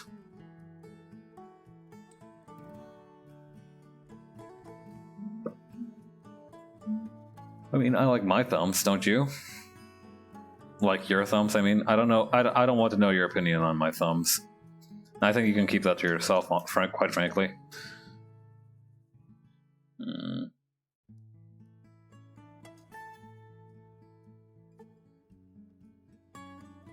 see, over here, and then this part here. Okay, and then there are some also additional rings on the legs. I need to remember to catch on the inside of these knot loops so I can properly get the area that I want selected.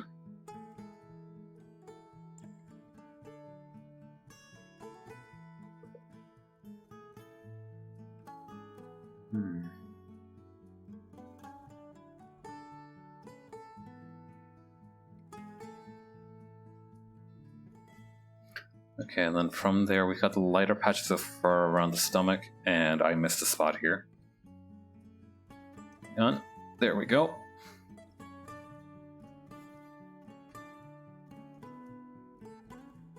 Here we go. And then for the neck too. Can't forget the neck. Okay, that's gonna kind of fluff up and come on up like this. Why is it not working? That is because I have the wrong color selected. Oh my goodness. Okay. Cool. And then over here.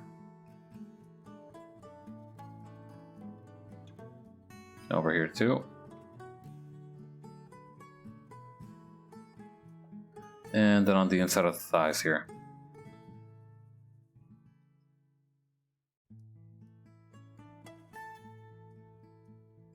There we go. Okay, and then from there, we can work on the shading a little bit, but I think before that we can get started on the background. You know, before we get too carried away. Let's see. So I was actually thinking, right, since this is a snow leopard, why not have like a snowy scene, right? Actually, I'm gonna stand up for a second so I can do some proper stretching. Oi!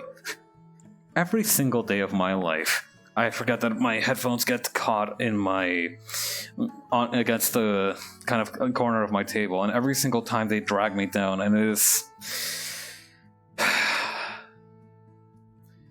You ever have those days, right, where like you feel yourself already kind of hanging by a string, and then something very minor happens, like your headphones get caught on a doorknob, or like the elevator door almost shuts on you before you can get in, or you miss your bus, and it's like all that rage and anger in your body has no outlet. You can't lose your shit because first of all, you're in public, and second of all, it's a very minor thing, so it's not really worth losing your shit over. But at the same time, what are you supposed to do with these emotions? This well of negativity and anger.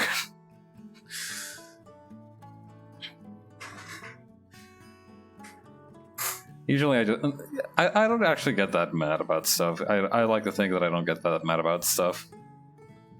Oh wait, no, that's not a Toby, that's just a nail. Okay, good. Wait, hang on, this does not make sense. Here we go.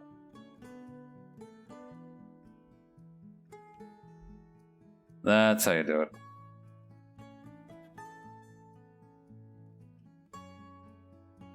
Oh, that's very interesting that it didn't actually select this part here of the drawing.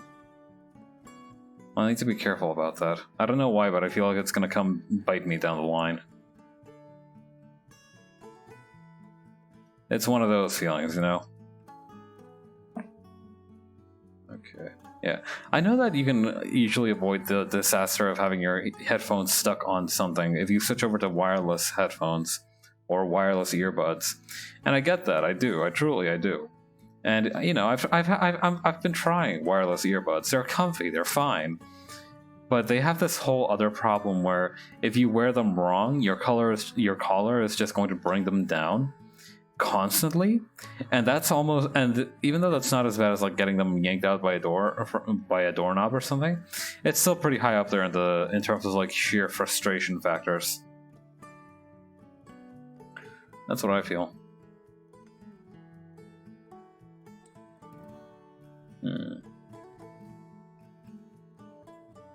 What about like green? Yellow is an interesting color variation. Yeah, I think I'm just gonna throw it a couple shades towards cooler. Maybe a couple shades towards lighter.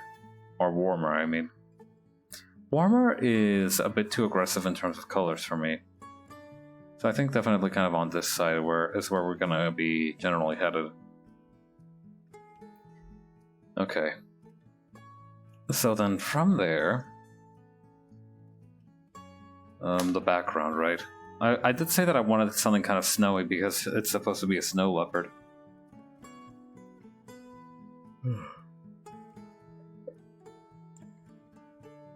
So what about... I was gonna say, what about she's making a snow angel? That might be interesting.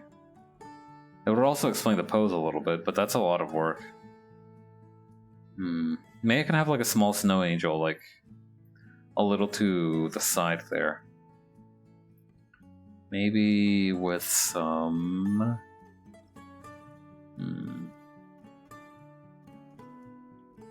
What would be good here? I'm just kind of picturing a forest is the best that comes to mind.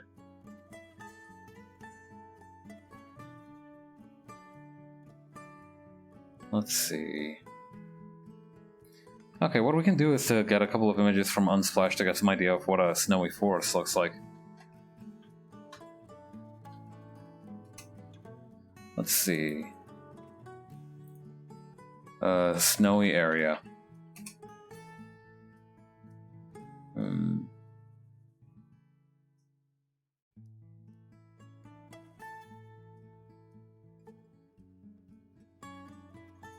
The weird thing is that only like the first 3 hits have snow in them. The rest of these are just normal areas. Hang on. Let me see if I can't open up the browser source. Web browser, here we go. Yeah. Okay, what about Snowfield? Ooh. Actually, hang on. Where do Arctic leopards make their home? Or snow leopards make their home? I mean, obviously it's probably somewhere with snow. I feel like that's kind of self-evident in the name. As the name implies, I imagine snow leopards live near the snow. But you know, what kind of... Oh, this one's cute though. Hang on. Big ol' yawn for the leopard boy. I remember some dude used to Photoshop these animals, especially like prehistoric animals, and hang on. What he used to do was he used to hang on, PNG. What the guy used to do was he used to Photoshop microphones next to the animal like yelling. So he just Photoshopped, hang on, kind of like this.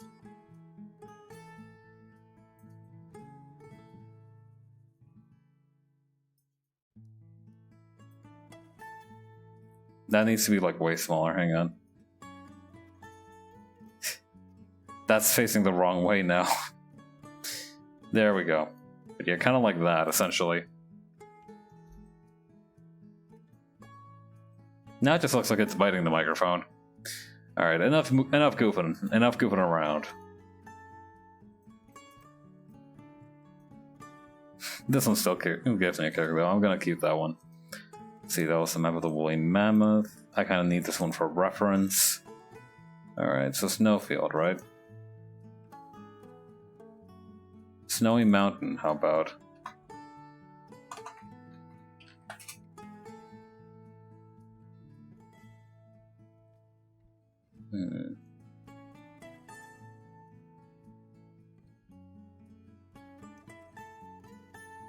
Let's see here.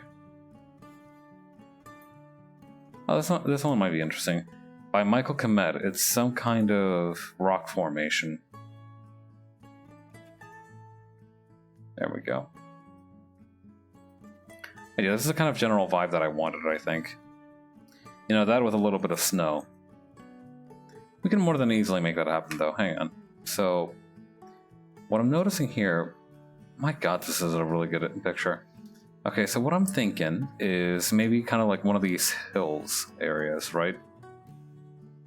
So... How would I do that? I kind of want to keep it... Okay, so I think what we can do is trace over it here, and then with that kind of muscle memory, we can try it out on the proper canvas. Okay, so we have like rolling hills here. We've got stones and pebbles kind of all scattered around.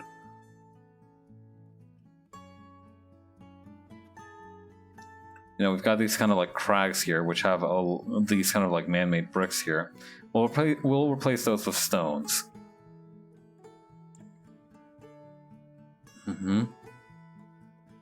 This part here can be a little bit of snow.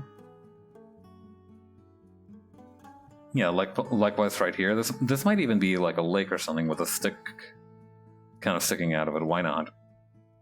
We got some grass. We got some more pebbles. We'll make that some more. We'll make that snow. More snow up here.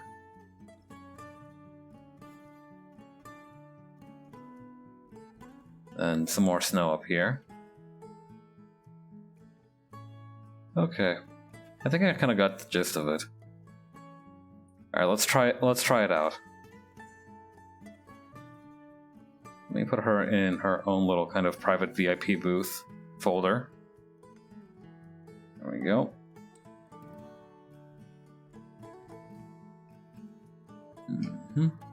Okay, then.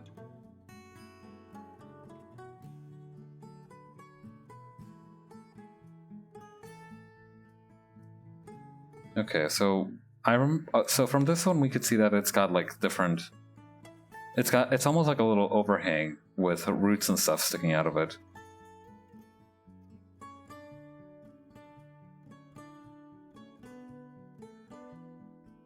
I wonder the kind of temperatures that snow leopards normally like to live at. I can't imagine they're very high, but I can't imagine they're too low either, or else they might also be in trouble. Again, here comes Mr. Zoologist. Me, I'm derogatorily referring to myself. Here comes Mr. Zoologist, kind of making assumptions about animals that he knows nothing about. But I assume that snow leopards can at least survive in snowy environments and maybe a snowstorm or two.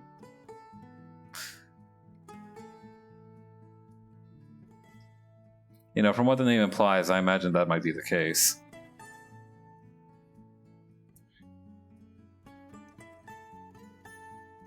Okay, then we got some more pebbles over here.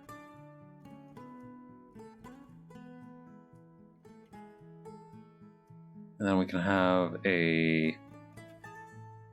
What would be good? Some more grass is always good.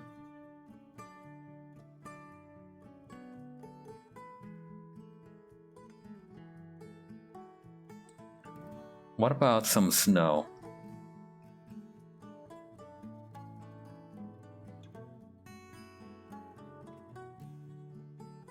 I don't know how to draw snow. It's just occurred to me that I don't know how to draw snow.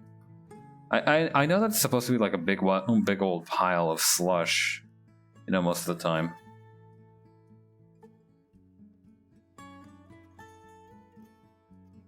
It only really gets kind of gross and gritty when it's on road.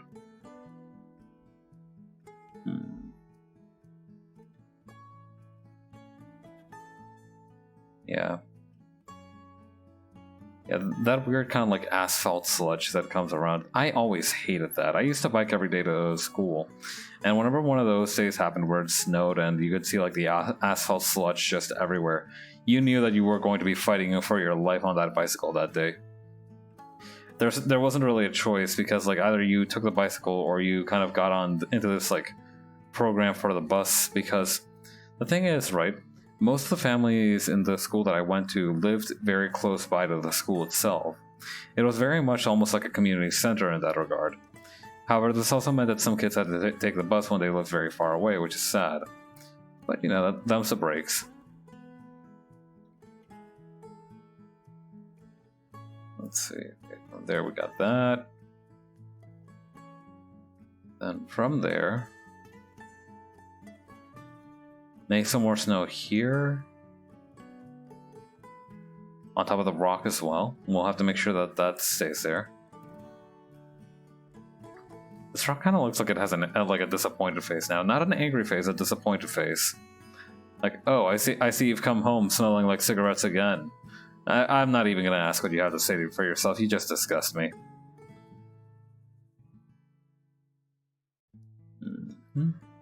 Okay.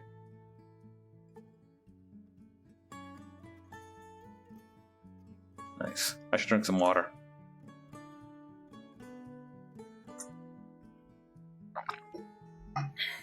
Okay. Yeah, some more snow on top of the rock would be good.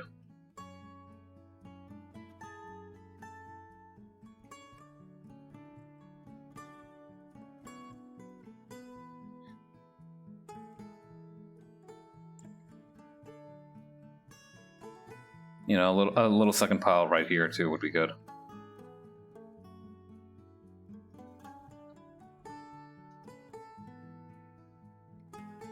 Then over here too.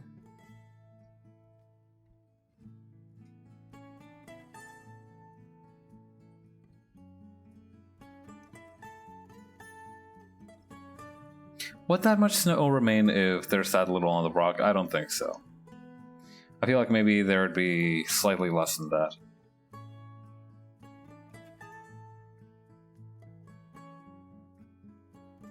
There we go. Okay, and then from there, we're gonna kind of drag the mouse over here and finish off this part of the snowdrift.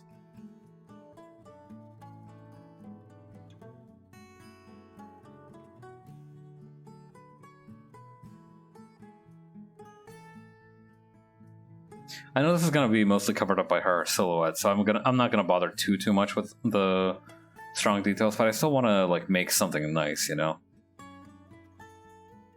I mean, I always make nice things, but I want this one to have like an actual background, so I'm gonna give it the old 110%. Which is just me kind of maddeningly mashing on my keyboard until something good happens. Yeah, I smash buttons on my key. Most people smash their buttons on their keyboard because they don't know how to play a video game, which is fine, that's fair, but I mash on my keyboard to ideally type out the kind of, have you ever heard of that one saying that if you put 1,000 monkeys in front of a typewriter, in front of typewriters, they'll eventually bang out a full copy of Shakespeare? It's kind of the same idea. I don't know about what I said that was the same idea about. I am having very bad memory right now. Brain is deep fried and scrunkled. Okay, then from there, what we could do is to have a tree kind of back here. I don't think trees grow in grasslands. That might be my bad. So what we might be able to have is some tall grass. Right around here.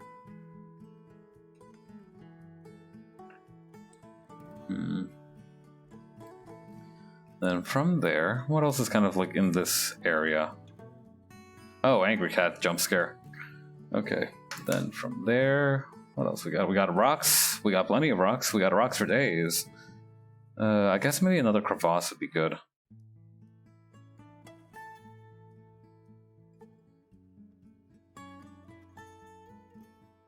Okay, and then from there...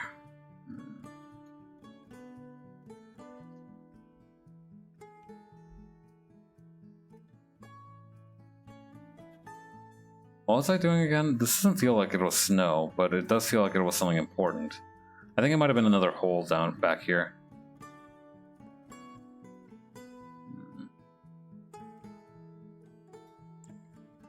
Okay, there we go.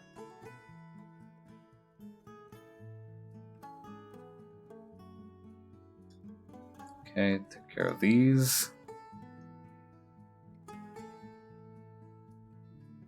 And...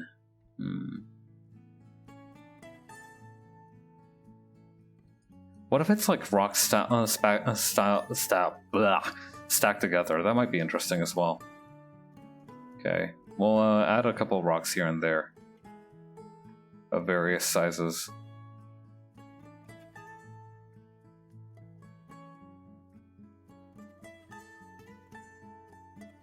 Okay.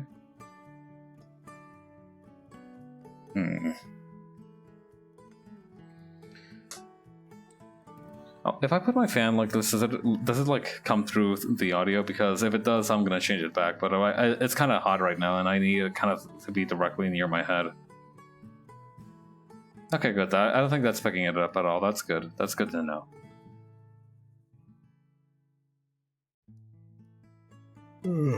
Okay. So, this is obviously not going to be the final version. But let me show you how it could be. Alright, so we got the general kind of shape of the rock. Got it kind of like jutting in and out of each one, you know, to kind of like show that, you know, these were planned maybe.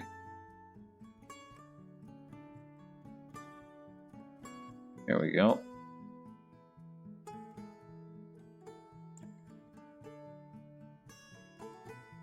Okay, then from there, erase this part and replace it with this part here.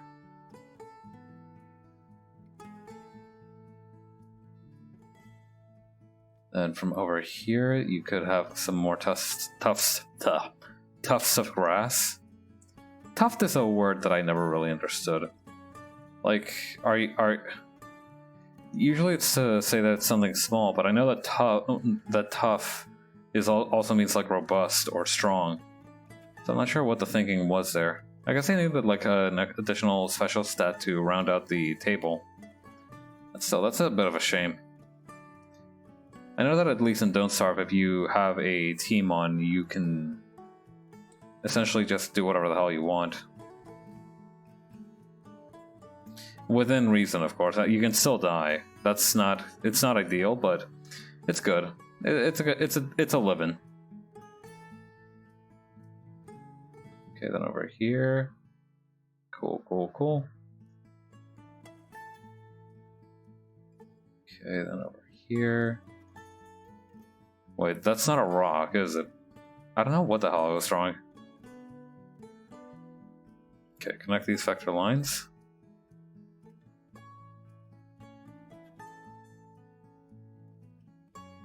Okay. I gotta hurry though. I can't let this kind of snowball, pun intended, snowball out of control like in my last stream. Otherwise, I'm gonna be here forever. All right, I have to get more focus. I have to regain my mental energy. God, I cannot wait to take such a long nap tomorrow, or today, depending on when this ends. Yeah, once you take a long nap at a certain period of the day, you're no longer napping. You've just failed to sleep. And then suddenly everybody has opinions about what you should do, right? You wake up one morning 300 years after your own civilization has died because you took like this magic potion, not poison. You took this magic potion that teleports you to the future, and all of a sudden everybody thinks they know better than you just because they've lived here longer and you know they're from the future or whatever. I don't fucking know. Did I mention that I'm very tired today? If I seem less coherent than usual, that's probably why. Okay. I've never claimed to make sense while I'm talking, but I've always claimed to at least be able to follow my own logic. But I feel like right now I'm just kind of dropping trains of thought left and right. Nothing's kind of staying in there. Which is bad because my career, not even my career, this is not a career, this is definitely a hobby, but my hobby relies on being able to lose enough to speak to an audience.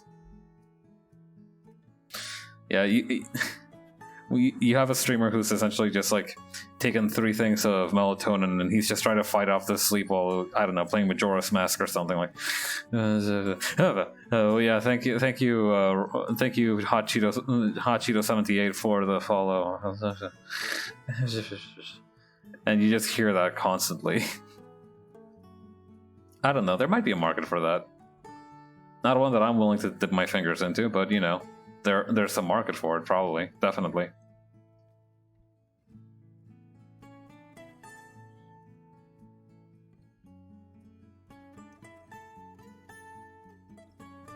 Okay, then from here, I'm gonna make another kind of bunch of tiny a bunch of tiny rocks. A bunch of tinier, smaller rocks to kind of hold together.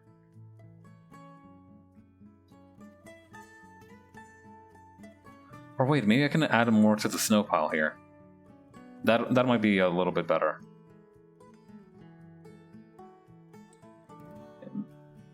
Once I remember kind of like what snow feels like to me, it became a little bit easier to draw it. Because I remember snow as being kind of crunchy, especially, you know, maybe being kind of like spread out a little bit like this.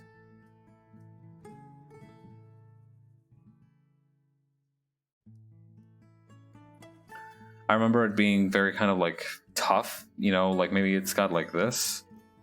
It's got this shape to it because, you know, it froze during the night and now it's just kind of frozen in that shape. Okay. Let's see, that's good.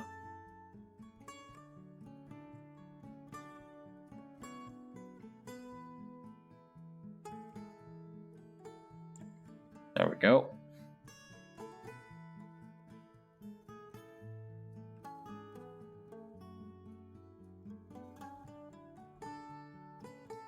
Yeah. I always wonder what it's like to hear from people who have survived like bear attacks and such. You know, when you think of camping, you think of like, oh, worst case scenario, a bear comes out and tries to eat all our stuff and we have to kind of like let it or else we're gonna friggin' die because, you know, nobody wants to fight a bear. Nobody wants to fight a bear.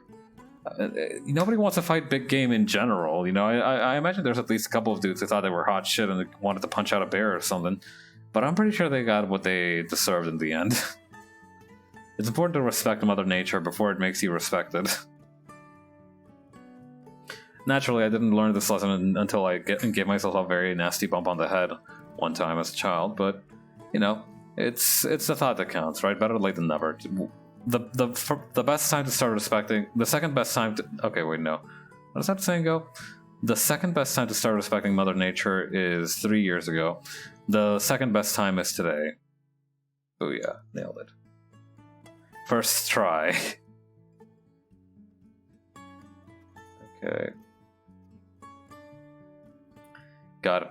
Earlier, I was re-listening to some of these, to a couple of rerun episodes of this podcast that I listened to, and this one was talking about the two of the earliest paleontologists in the U.S. And essentially, what happened is that this dude was from a very well-to-do family. You know, he was definitely like a rich kid, kind of an asshole rich kid, and you know, he got drafted into the Civil War because that's kind of what you did back in the day. And after he got when he was drafted, he actually met another dude who also wanted to be... I don't know if I've mentioned this yet, but this is about paleontology. This is about like guys who put together dinosaurs. It's the funniest shit I've ever heard. So this dude meets another guy during his tour of the Civil War. And the other guy, you know, they get along pretty well. Like the guy makes a friend, which is nice for him. So eventually, you know, they're kind of both kind of publishing scientific papers. The first guy, I think his name is like Othniel or Othniel. I'm just gonna call him Neil. His whole thing was that he came from a very rich background, so naturally he went to Yale. Back before going to Yale was much more common. He went to Yale because, like, this was in the period when Yale was very much you had literal aristocrats in Yale. All right, it wasn't just the kind of aristocrats in the economic sense, but the literal actual aristocrats with like land and titles went to Yale. And you know, his dad kind of donated a wing to the Science Museum. So they basically gave him a kind of license to practice paleontology. I don't think that's a thing. I don't think you need a license to practice paleontology, and in fact, you didn't. So the first guy, like I said, Neil, he's from a very rich background. He gets all his credentials and shit from Yale. Good for him. Whatever. You have money. Who cares? Also, apparently, his nickname during the university years was the Great, like, Dark Abyss or something, because I think it might have been because he was just unpleasant to talk to. But yeah, this guy was called the Great Dark Abyss or some shit like that, because he was just such a douchebag that nobody wanted to talk to him.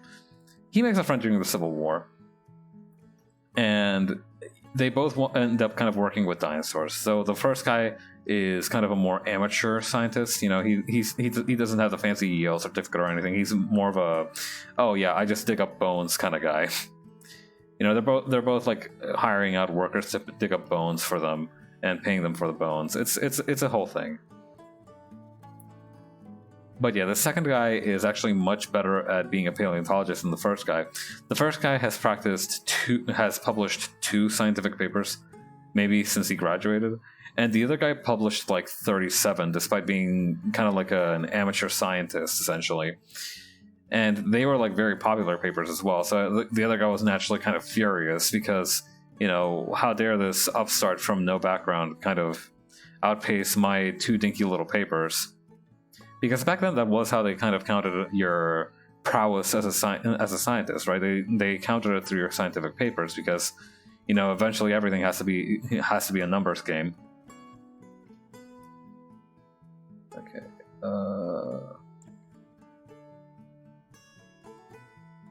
Okay, I'm gonna kind of chop off the background here. Where is she? Okay, cool. I need to have more snow in here. But yeah, so he gets very mad at his friend who he met during the Civil War. And what happens is that essentially the friend, you know, this is back when they were still friends, the friend invites him to a dig site where he's been working at, which has some mad skeleton dinosaur bones, right? He's very proud of it. He says that, yeah, this is pretty much all. I have a deal with the foreman who basically says, hey, if you find any like dinosaur bones or anything or any kind of weird bones in there, let me know, send them to me. I'll be in Philadelphia. You can just mail them over. And that's what the foreman did. He just mailed them over. Yeah, they were way less careful with bones at this stage of paleontology. And you know, he had a pretty sweet deal going with that guy. But when he invited the first guy, Neil, to the dig site, Neil essentially went behind his back. You know, he was like, hey, I gotta go to the bathroom real quick. Can you like look after the place for me? And he was like, yeah, sure. And immediately he went to the foreman and was like, listen, I will pay you more than he's paying you right now to send those bones to me instead of him. And the foreman was like, yeah, sure, okay. It's no skin off of my nose, I guess. So now Neil has all the bones that the other guy has, and when the other guy finds out, he is naturally furious.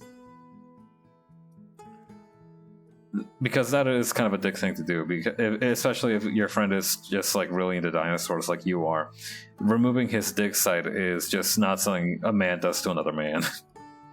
It's dishonorable, it's unsightly, it's unheard of.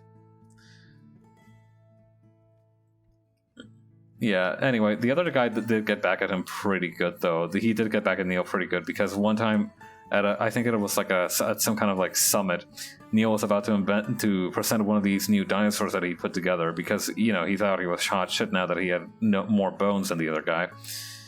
So he uncovers the dinosaur, and immediately the guy who was Neil, the other paleontologist, notices, hey, you put the head on the tail instead of the neck.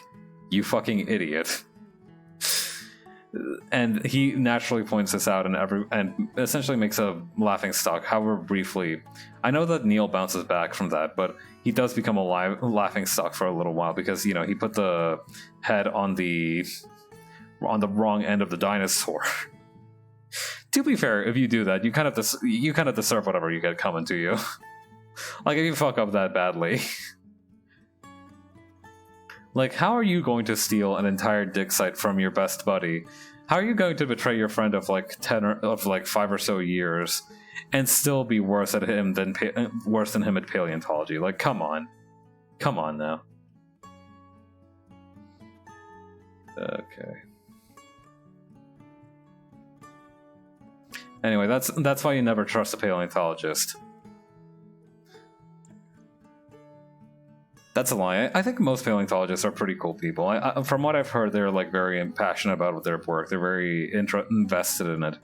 So I think they're generally very cool people. However, I've noticed that the more passionate somebody is about whatever they do, the more fun they are to be around. Even if you like eventually get sick of hearing about dinosaur facts or whatever. I don't know who would get tired of hearing about dinosaurs, honestly. But you know, if you ever get tired of hearing about dinosaurs, it's still much better to hear about it from some dude who's like got energy about it, who actually enjoys talking about them, than some dude who just talks about them because he doesn't know anything else, right? Like, there's a very real difference between like listening to somebody drag on and on about their career when their career is very obviously something that they hate, versus somebody who is very excited about what they do. Okay.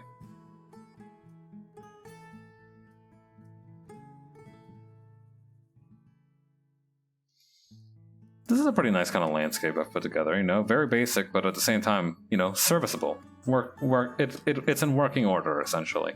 And honestly, that's the best that I could ask for.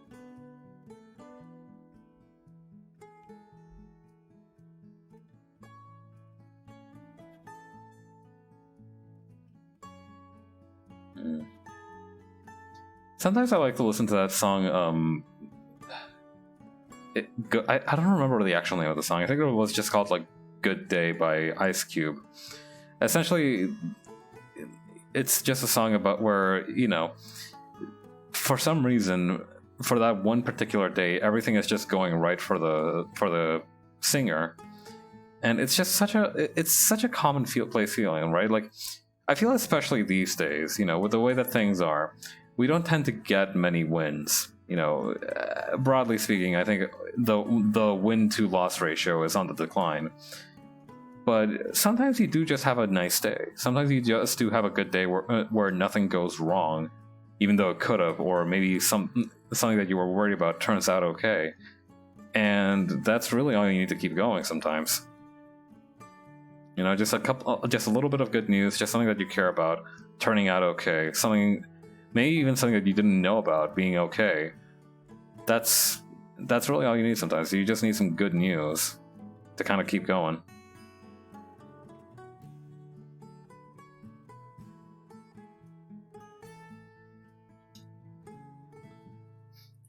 Whenever you draw a rock on the ground, you need to draw at least a couple more.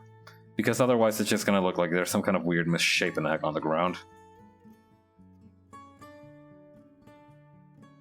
Yeah. When it comes to backgrounds, what I've noticed a lot is that you need quantity. Very much, when it comes to backgrounds, quantity is quality. Not in a sense that you can just, like, you know, make whatever the hell you want kind of lines and then just call it a day. Right, but even if you have more kind of very abstracted art, what happened to my speaking capabilities right there? Even if you have more kind of abstracted things, right? Like, this isn't a super detailed rock, right? This is not going to win any rock detail contests here or possibly ever in the universe. But you can kind of tell but you can kind of more easily tell that it's a rock. First of all, because of the context behind everything, but also because, like, there's at least a couple more kind of hiding around it.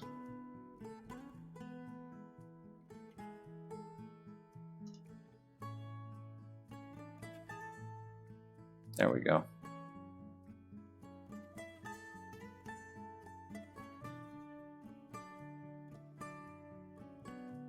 Okay. How are we for time? We're about 2 hours and 20 minutes in.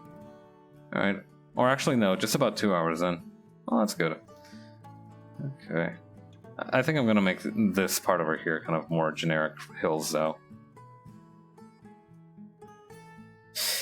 I will say that it wasn't my intention originally to make this into a Sound of Music reference because of the pose and everything, but it did accidentally end up like that.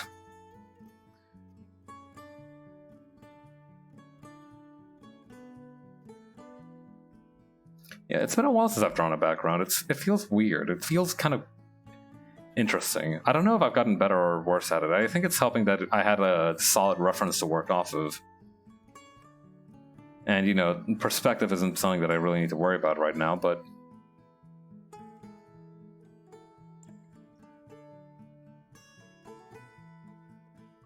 Okay. Yeah, I think we can get started on coloring this bad boy. Let's drink some water, too.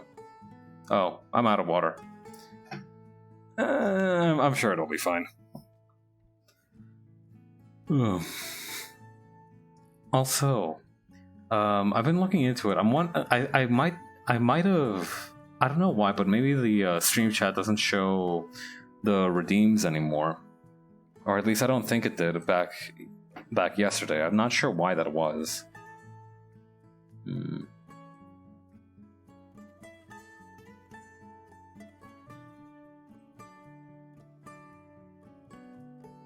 Well, in any case, what was I doing? Right, coloring. Okay, do I still have that? Okay, no, I actually closed that image, but I need it back now, so I need to open that back up. There we go. So I kind of wanted to get like a feel for this thing's color palette. So I can see that we've got some kind of weirdly layered. God, look at the detail on that. They look like worms a little bit up this close. But you can see that it's got details of green, orange, very kind of like darker green, very kind of like yellowish green. So I think we can try doing something like that.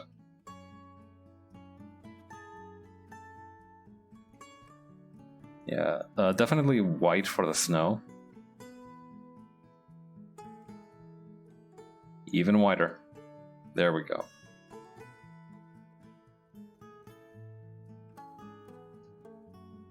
Okay.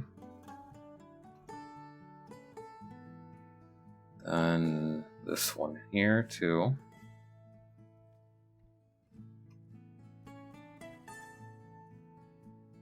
Perfect.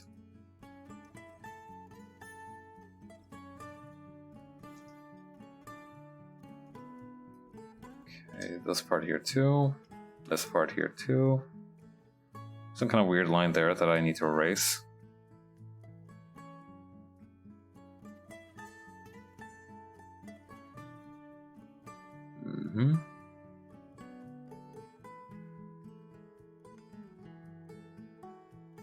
Yeah, I think a lot of the times, right?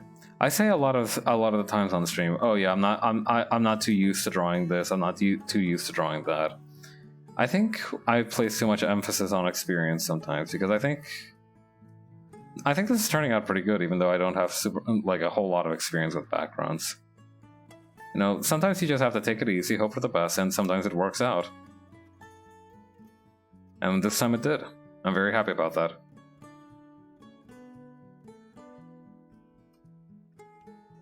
Okay.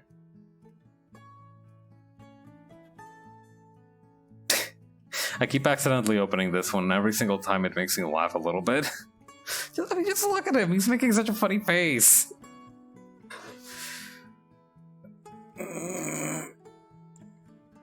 Okay, I think I've woken up a little bit more now. I think I was definitely like zoning way out when I was drawing that, but I don't know how to put it. Like, do you ever like get weirdly sleepy and you're still conscious, you're still able to function, but at the same time you're definitely not making any kind of... Oh fuck, did I forget the tail again?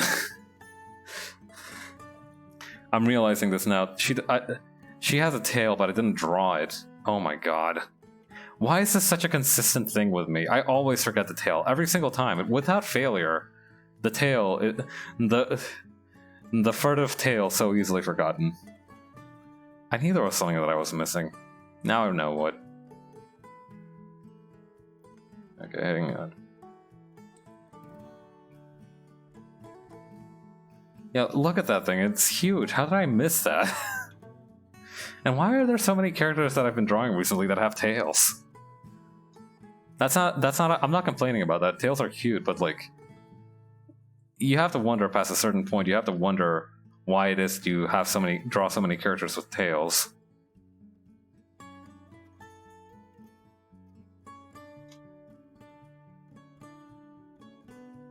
Okay.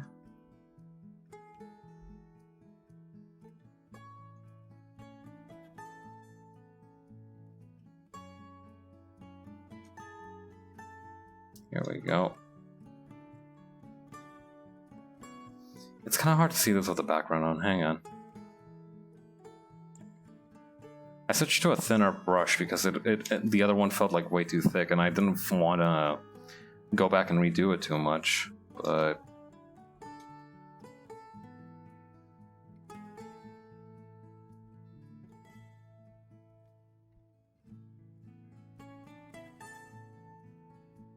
there we go. We can actually move this part, this kind of top half. What did I just move? Oh, some chest hair. Okay, and over like this. Perfect. Okay, cool.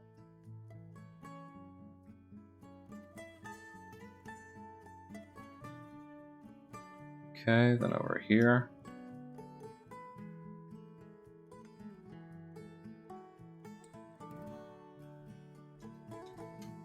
Okay.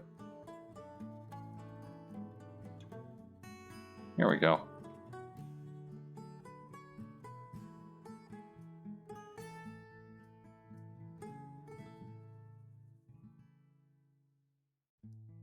And then this kind of peters out like this.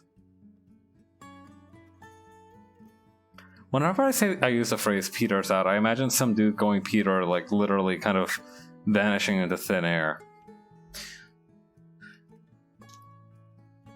Peter Parker, Peter Griffin, you name it. If a dude's been named Peter, even a dude that I knew in real life named Peter, I kind of just picture them just kind of vanishing into thin air whenever I say Peter's out.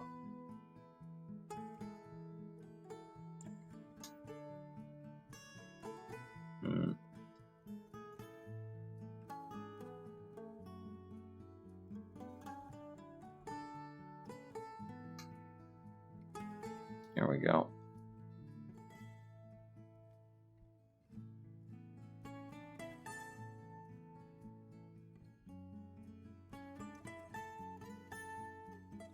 There we go. And we can just kind of add a couple extra things like this. Perfect. Okay, then from there, we can just kind of color that in. The underside of the tail has the same white fur back here. And we'll need to draw the rings in by hand, manually. Actually, I can take this opportunity to thin out a couple of these lines as well. You know, besides kind of universally lowering the line thickness, I can also do a little bit more of the kind of more in... Oh, yeah, I told you guys back when I first examined these fingers that this whole thing where I did this was going to come back to bite me, and look at that. I knew that this would... I figured something like this might happen. Oh, man. Okay. Well... I'm trying to figure out a way to solve this easily, but the only thing that comes to mind is selecting the layer and then... Oh, there's only rings kind of like on the tip of it, isn't there? Yeah, okay. I'll explain some of the solutions that I have for this in a minute, hang on.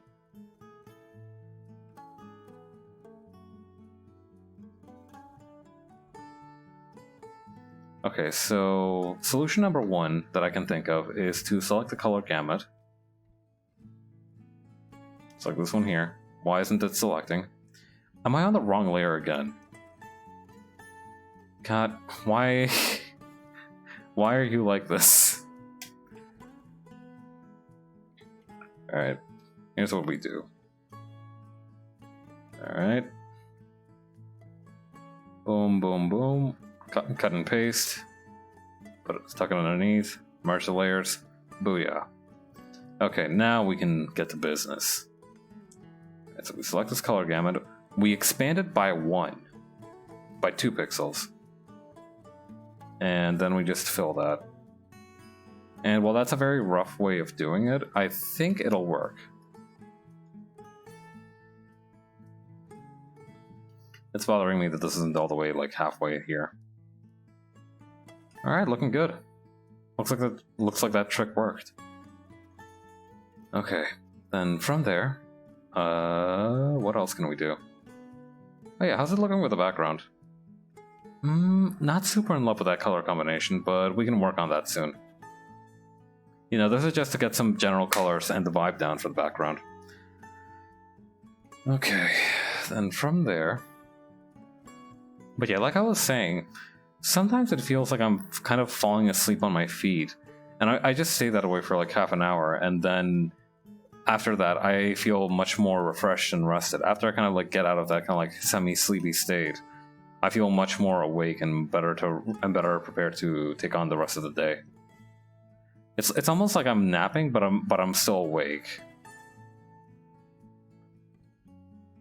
I think that's literally called resting, though. I think that I might just be like resting. I know my dad said that, you know, when my dad used to joke that he wasn't actually napping, he was resting his eyes. Thank you very much. I don't know if that's me, though. I don't know. I think I might actually be resting my eyes if that's the case. Okay. There we go.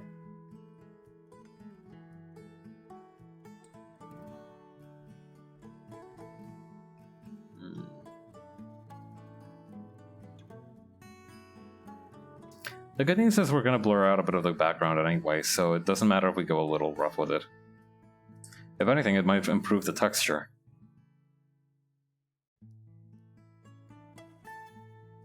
Okay, then from there, we can kind of go approach this from that direction, approach this from this direction, paint that in green.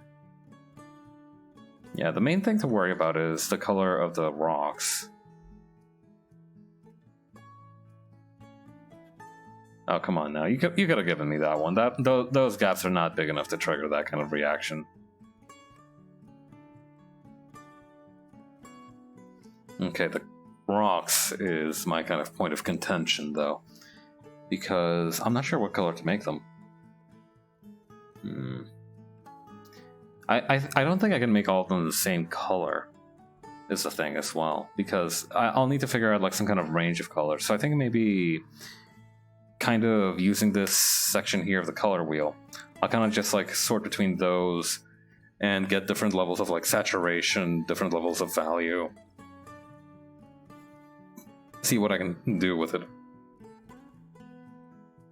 Although first I want to take care of this sky.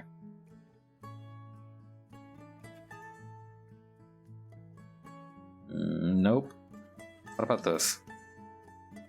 Close, close. Okay, that seems good. That seems like nice and gloomy.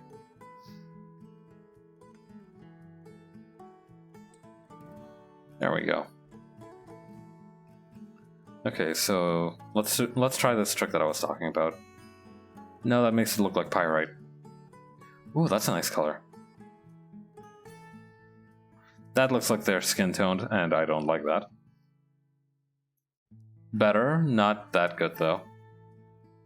What about darker? Oh yeah, that's a good one. That's a good color. Although it's hard to distinguish it from the background, so I might need to change up the background color to make sure that I'm not accidentally like leaving anything blank. Because otherwise when I export it as PNG, that's going to be very embarrassing.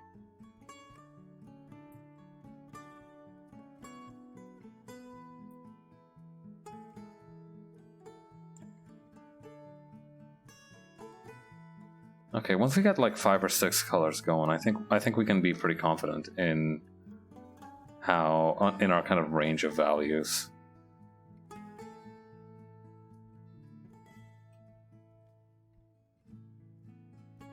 Whoops. Actually, that's a nice contrast with the darker field like that. I might have to keep that in mind.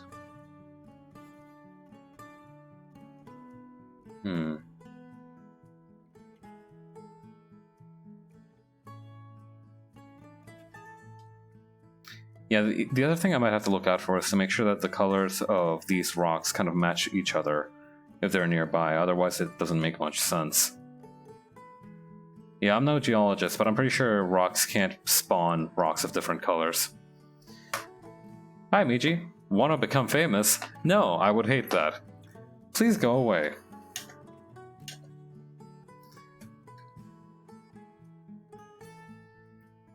And you're out of here. Did that work? Oh wait, I think it's this. It's not exclamation mark ban, it's slash ban.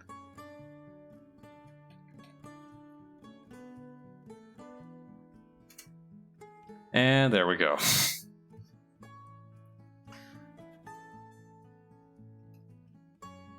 God, I do like that all of these kind of are pitching. All these spots, right? They all pitch with the same opening line. They're like, "Want to become famous? Buy Twitch subs here and here and here," and it's just like, becoming famous is the last thing I want to do with this. Like, not to say that I don't want to continue kind of growing as a VTuber. That's kind of my entire goal, but I do not want to become famous. Not like this. Actually, not ever. I like being a kind of relatively unknown bag of rice. You know, it gives me more room to breathe. Yeah. I have enough obligations as it is. If I became famous, those would just skyrocket, and I am super not mentally prepared for that.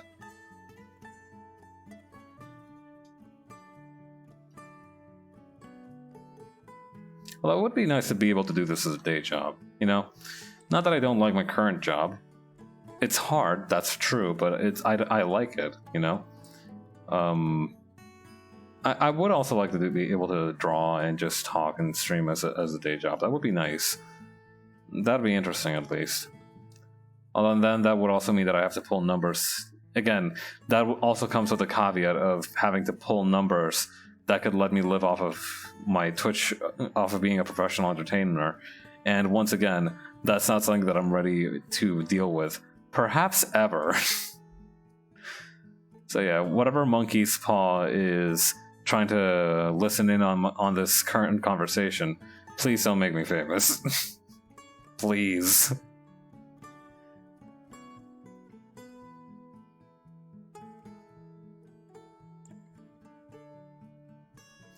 Yeah.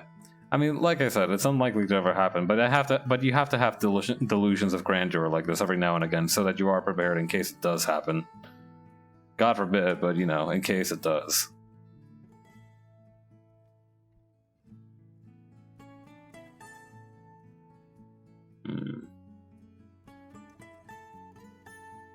Okay, I think we got most of everything here. From there, we can do a little bit of shading on the background. You know, just adding some detail here and there. So, for example, on this green turf part, just looking at that. What I noticed when we zoomed in a lot here was that it did actually look a little bit like worms or something. You know, if you zoom in enough, it just kind of looks like a weird mass that's shapeless and weird. So what I'm thinking is we try to... What? Oh my god, that is a huge brush.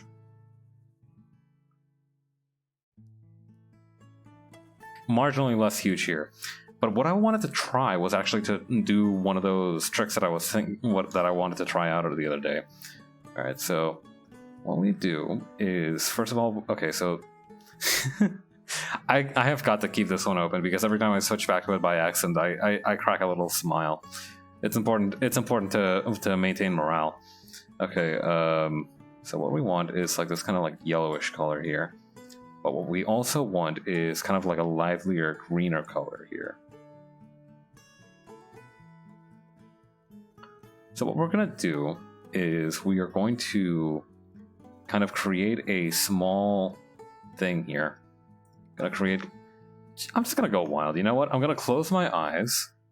And once I open them in, say, 10 seconds, I'm going to kind of work off of that. So 1,000, 2,000, 3,000, 4,000, 5,000, 6,000, 7,000, 8,000, 9,000, 10,000. Okay, I need to fill this in a little bit as well.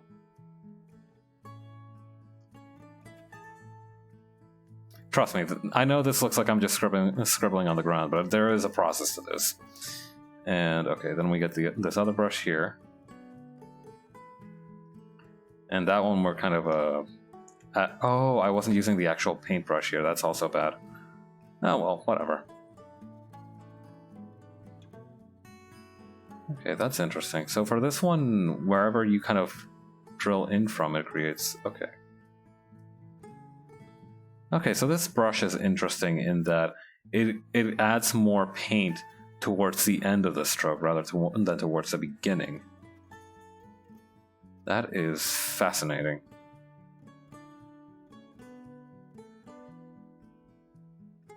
Yeah, what we want is like this tightly packed mass like we saw in the picture itself. Something approaching that at least.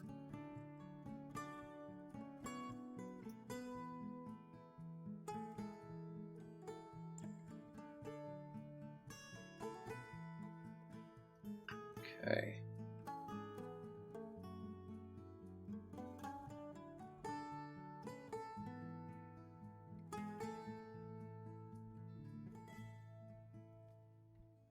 Okay. Alright, looks good. Okay, then from there, we are going to convert this into an image layer. Let's see.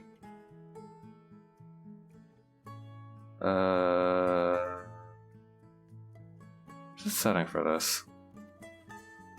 Oh, convert layer. Here we go. Convert that to an image layer. And then we can go over to the object tool and we can actually choose to tile it right there and then. Yeah, as you can see, we haven't actually made it too tightly packed, but we can actually change that by, hang on,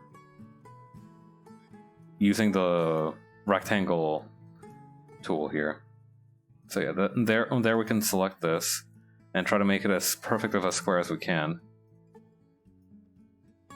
So I think that's going to be from around here to here. Yeah, unfortunately we're cutting out some of the good stuff there, but you know, it can't be helped. Okay, convert image layer from type to image material layer. Alright, show me what you got. Nice, okay. So now that we have that, what we're gonna do is we're gonna apply it to this section here.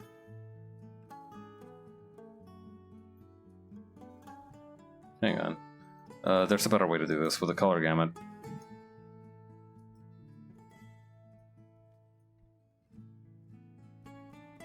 Okay, apply that to this.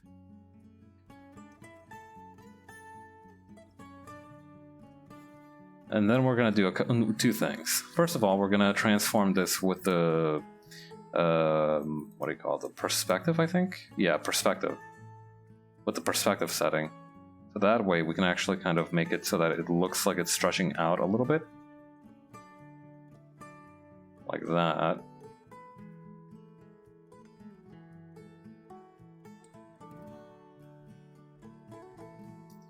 Trying to make it bigger so that it's not as obvious, but that should do. Then we're gonna distort it with, or actually no, we need to rasterize it first.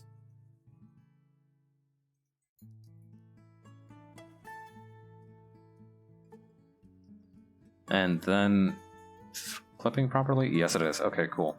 Then we can kind of distort it.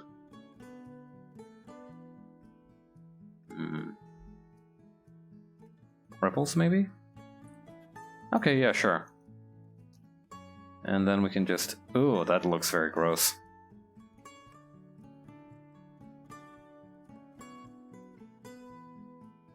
Oh god, what are these? Oh, this actually kind of works. Alright, I'll take that. But yeah, that creates a nice little bit of texture there, which we can additionally kind of enhance with the actual liquify tool settings. So then, okay, so with this one, we're going to want to boost up we're going to want to decrease the strength a little bit, but increase the brush size. Okay, there we go.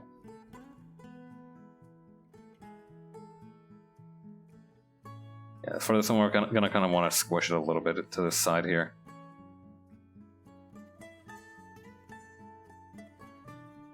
But yeah, if nothing else, that creates a nice little bit of texture for the grass.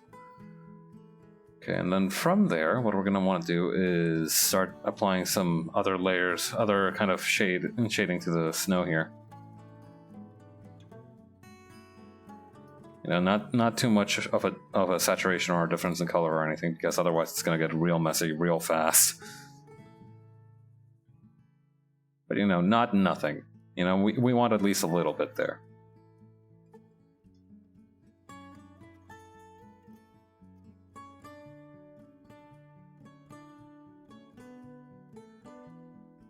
Yeah, the other benefit is that now the grass texture is on a layer above the actual snow shading, so that we can go a little bit more ham with it.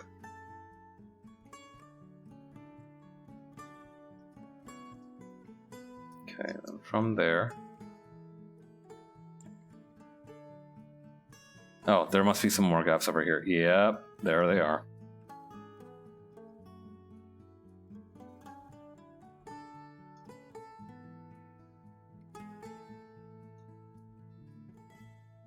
Okay, I like how there's a heat wave warning in my little screen here. This place is not that hot. Like, it's not that hot right now. Like I said, I've got my fan kind of at full blast, but I'm not in danger of like melting down or anything. It doesn't feel like my house is in danger of melting down, so I'm very grateful for that. I know a lot of people are having it very rough right now. Yeah, my sympathies to them. Heat is awful to suffer through. I like the summer, don't get me wrong, I love the summertime, but I understand that it's not everybody's cup of tea, and it's especially horrible when it's, like, not summertime temperature, just like you're living in hell now. You know, most people don't choose to relocate to hell.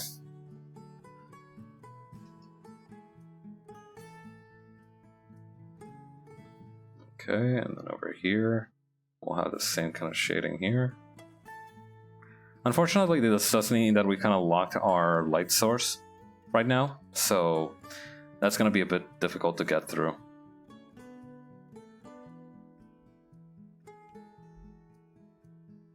Okay.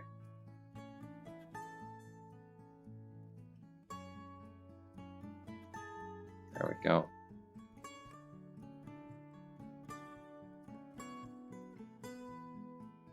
And then over here.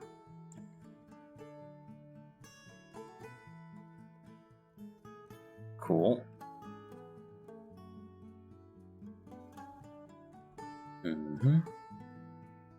Okay, and then from there, I'm gonna go in from there. Have a little bit of shadow for this boulder here, or this rock. Yeah, I remember this was like a bit from a SpongeBob episode, but I genuinely don't remember what defines a boulder, what distinguishes a boulder from a particularly large rock. Like, past a certain threshold, everybody has a point where they no longer say that's a rock, they say that that's a boulder. I mean, unless they don't know what the word for boulder is, in which case, you know, they might say that's just a really big rock in their own native language. Yeah. I mean, like in Spanish, right, it's just piedra. Cuidado con esa piedra. That could be anything from a little pebble on the roadside that you could trip over to a huge rock that is out there to get you. In Looney Tunes style, teetering precariously over a larger edge. Okay. And we'll also have this part here.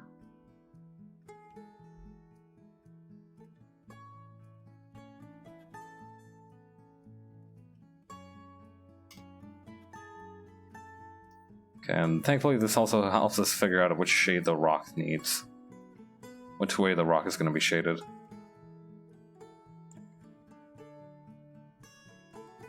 Okay.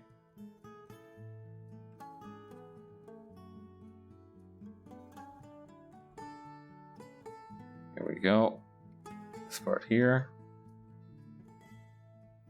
Then, okay.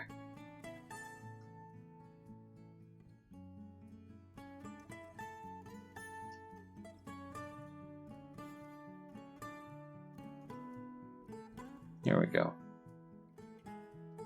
And from there, that can go up like that, and up like that.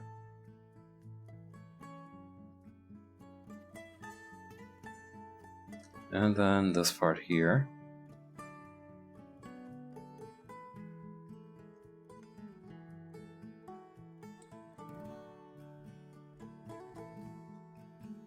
This too.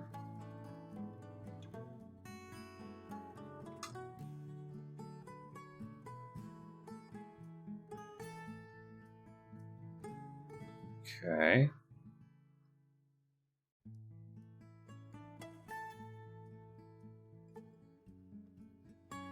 This part here too. I think these are the same color, so I can just shade these in immediately. Not to mention needing a darker color for this third right here.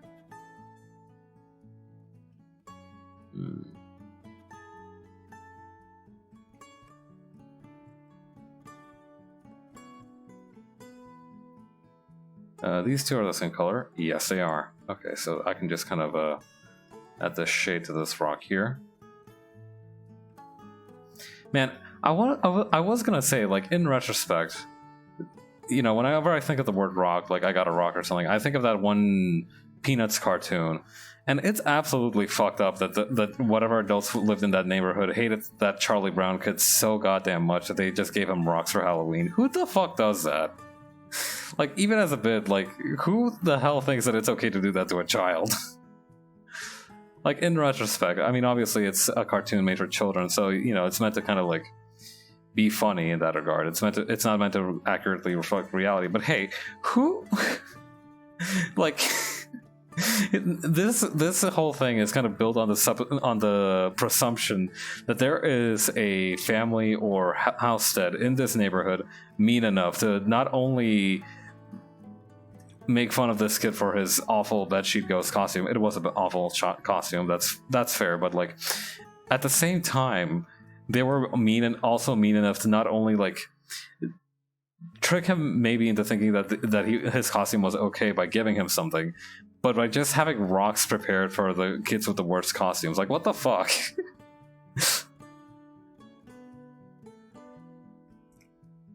Like, fundamentally, that is a deranged thing to do. I don't know why more people don't question it. Like, why the fuck did they just give out children rocks?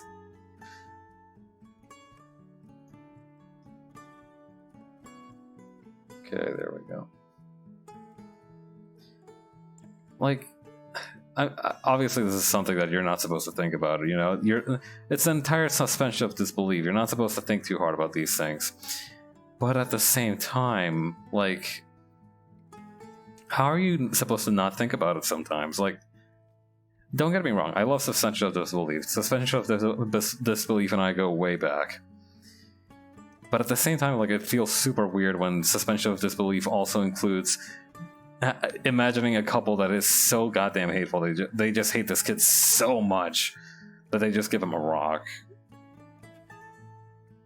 I've only realized this just now. Like, this is a very recent kind of realization for me. I realize this like right now. But what the hell? Alright. We can also do a little bit of this for the shading here. So...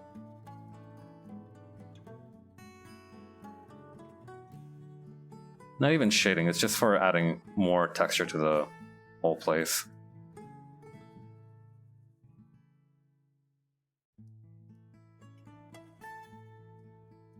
What is this color supposed to be? Oh, I see, they're very tiny. Okay, well, we might want to increase the particle size a little bit and maybe increase the tone of them? Can't really see them still, hang on. Ooh, that's too visible though. There we go.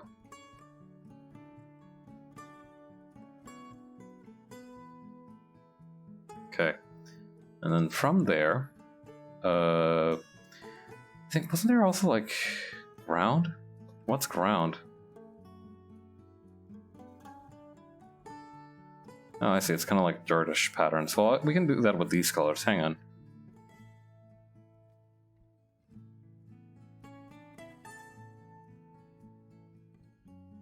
Alright, neat. Then from there, rubble, grassland, grass patch, grass, buildings, leaves. Oh, leaves? No. I think we're pretty good like this. I think maybe with some extra... hang on. Maybe with a darken or lighten, maybe. I don't know. What kind of... hang on, what kind of blending mode would this be? Like soft light overlay, maybe?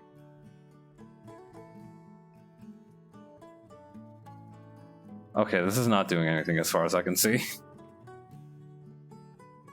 What about darken? Oh, sure, now you work. Erase, compare, vivid light, linear light, hard mix, occlusion, darker color? Nope. Background? I've never seen some of those blending modes before. I don't know what they do.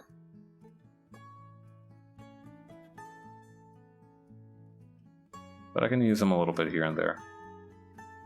I can just use them right here and then get an eraser to get them out of the snow.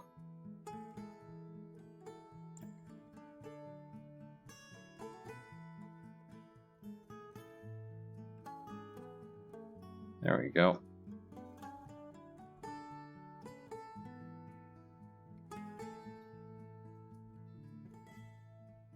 I mean, it would make sense that the snow would absorb some of the grass's color, but... not like that. Okay. The background's done, I think. Okay, cool. We can get rid of this, and now we just need to shade the young lady. Oh boy. Okay. Oh man, it's getting dark outside now. It's weird. It's been like 3 hours since... I don't usually like go home when the sun sets. That usually happens a little bit after I get home from work. But it's still like weird to see that there's still just a touch, just a smidgen of light out in the world from my little window. I've been wondering if maybe my eye strain would decrease if I don't, like, my room setup right now is such that if I have like, if the sun is out, I will get a little bit of light kind of glaring at me through the window. And while that's not ideal, I kind of do like my setup right now. Alright, let's see, select color gamut, this color here. Should I also select the rings? I should also select the rings. Alright, select color gamut, refer multiple. Okay, so then add this one. What? Does that work? No, it did not. Alright, how about deselect first? And now then we can select the color gamut with these two. Alright, okay, now that's working. Okay, cool. Okay, right, the mannequin trick. Go. What the? Why? Oh, I see. It's because I had it copied and pasted. Okay. I just need to duplicate this one. That'll probably make it easier for me. Okay, rasterize that. Remove the ruler so that we don't accidentally turn it on. And then bring that back out here. Increase luminosity, increase the oh wait, no, this is actually incorrect because I need to get the light source right, because it's becoming kind of from over here basically. Okay. If that's the case, then light source. Here we go.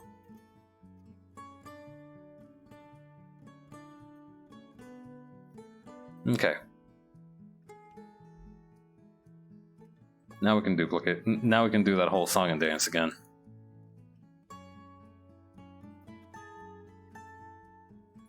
Alright. Rasterize. Delete the ruler. Increase the opacity, and then move that out here. Okay. Yeah, I think we're gonna go for some very simple kind of raster shading, some kind of cell shading here. So, select color gamut. Here we go. Okay, so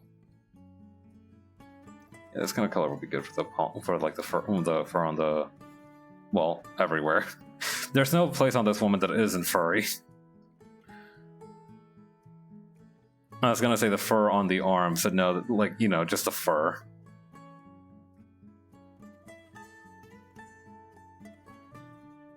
I gotta remember to think very hard about like how the skull works for these creatures. Alright.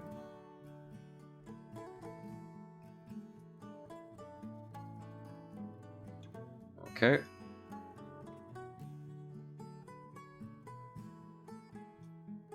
Okay, that'll kind of end around here.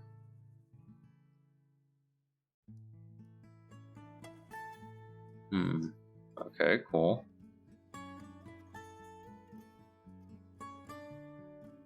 Then over here, this kind of meet out right around here.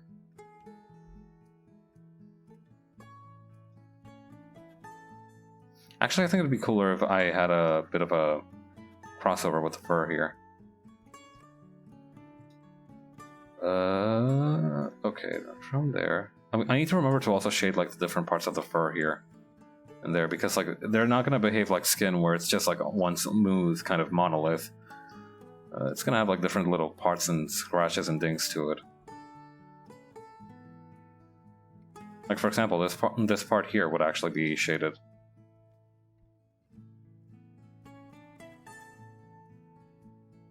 This part here would be shaded. I can do a little bit of work with the... No, I can't, because that layer, I've been working on the wrong layer. Alright, so we do this by hand. Whatever. I can handle that.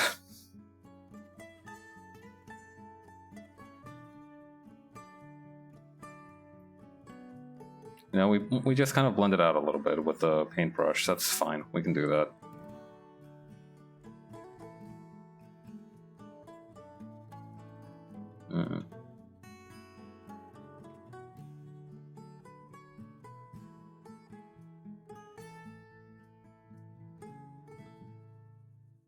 Yeah, I don't think maybe this part needs to be there. Or maybe if it is, it's just very, very light like that.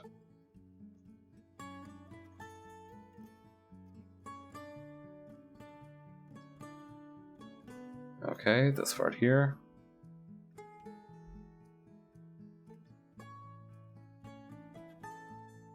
Okay, this part here needs to have a little bit of light like this.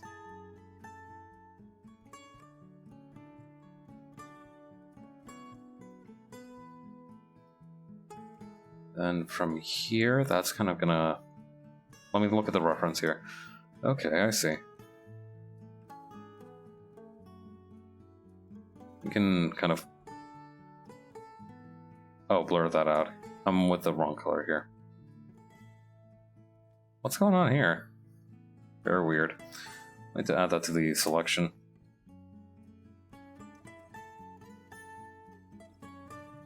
Wait, no, that wouldn't work. I need to, like, invert it and then fill it in so that it's not weird. Why is that not working?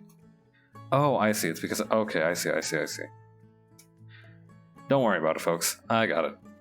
I am so smart and able to handle everything right now.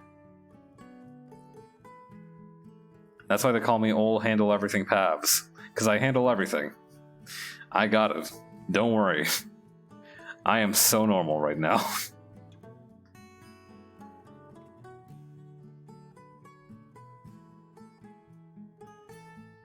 Okay.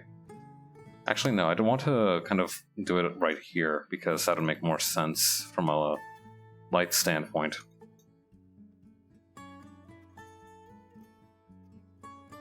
Okay, then from there, we can actually very quickly go cross over to the white fur here. You know, get that shaded a little bit.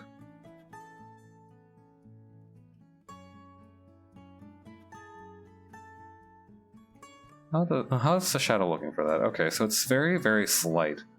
But there is some, like, right here, where it has to be, like, blended out. I hate that. Okay, hang on. This is ridiculous. Alright, hang on. Lasso tool. There we go. Okay, now we should be good to go.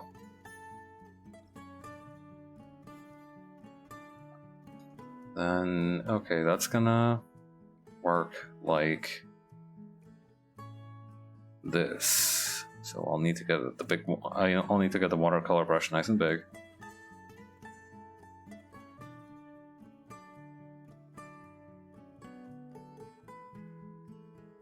And I'll need to make sure that I'm not selecting the sports bra here. At least I assume that's a sports bra. It could just be a crop top.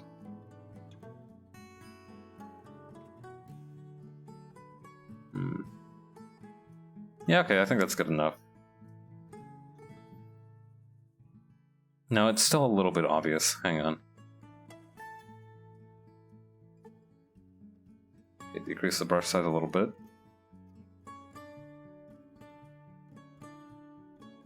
There we go. I think that's subtle enough. I think that's like a nice subtle shadow. Okay, then from there, what happened here? Okay, whatever. Yeah, what's going on here? Oh, that's probably back from when I was selecting everything. Okay, I see. Okay, well, anyway. Moving on. Oh, yeah. Apparently, Claire's. Okay, so I've never been inside of a Claire's before. But from what I understand, it's like this shop full of accessories, right? This is like this accessory shop. It's a chain shop of accessories, and apparently it's kind of doing pretty well for itself, even after malls have started dying by closing down locations and, you know, just kind of sticking to doing its own thing.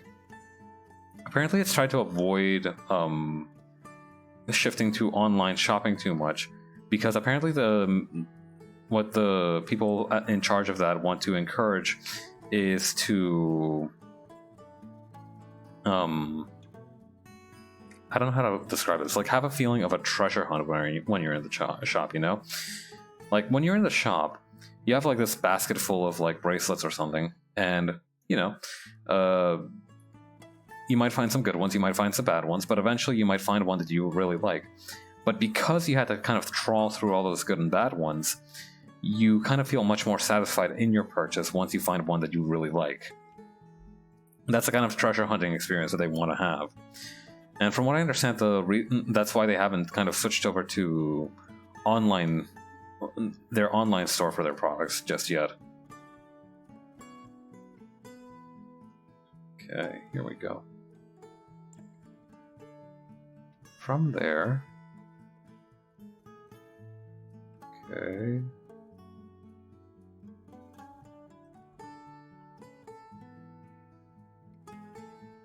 That's gonna kind of spread out like this.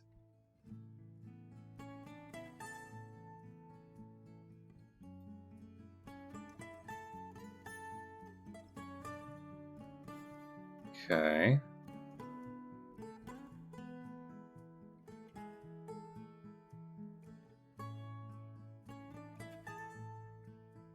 There we go.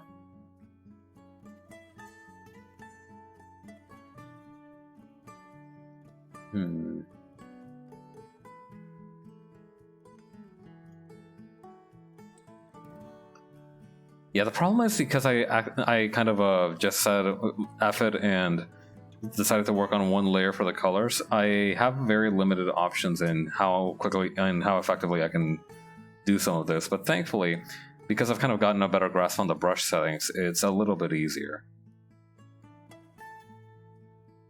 Yeah, I don't know what replace alpha means, but it's been treating me pretty good so far, so I'm not gonna start asking questions.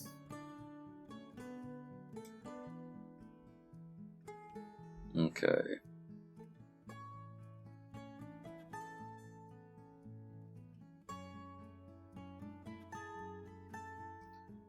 Okay.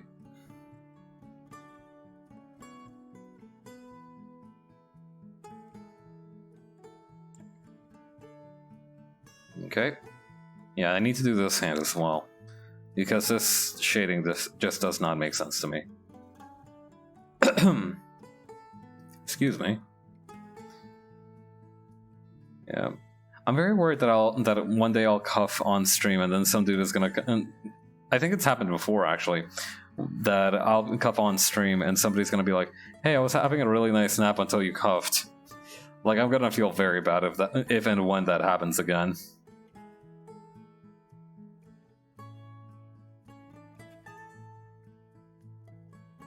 Okay. Where? Okay, so the problem is that also because of the toe bean, there's going to be quite a bit of like shading towards this side. Not to mention for each of the individual tiny beans up here. There we go. Alright, then from there, what we got is some more shading down here.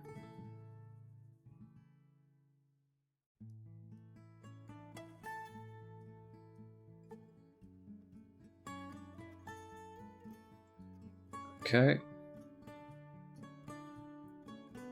Then over here, we'll kind of blend that out a little bit more like this.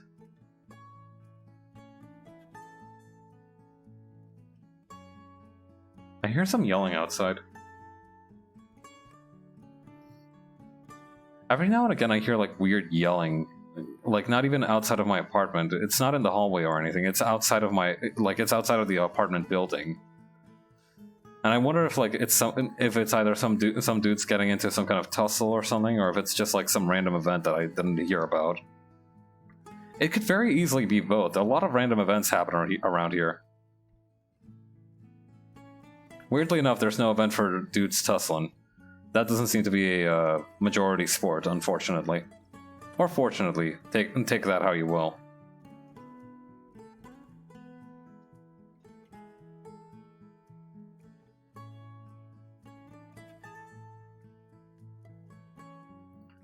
Okay, these are also going to be shaded that way. What does this look like? I was going to say it looks like low poly for some reason, but I think it's just like how the line art works out sometimes. Okay. Nice, okay. I can select this, and we can just kind of get to work on that.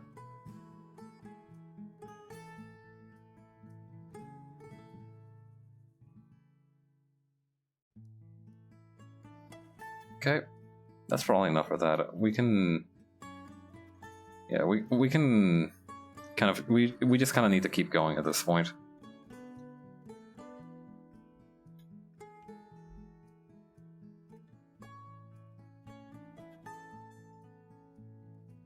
Oops. We need to fill in that part.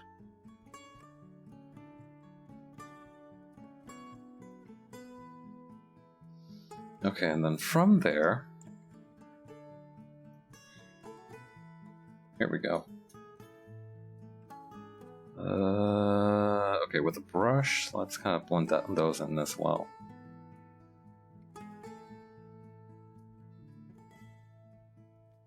Then we will use this color here to blend that back.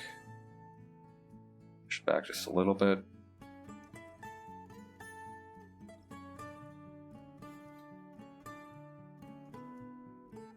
Okay. And then I kind of want to do a little bit of shading right here because I feel like having it just be that kind of pure unshaded color is very strange. There we go. Here too.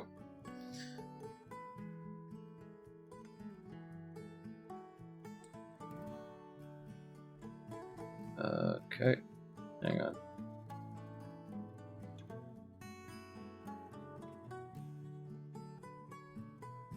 And back to this color to kind of push it back a little.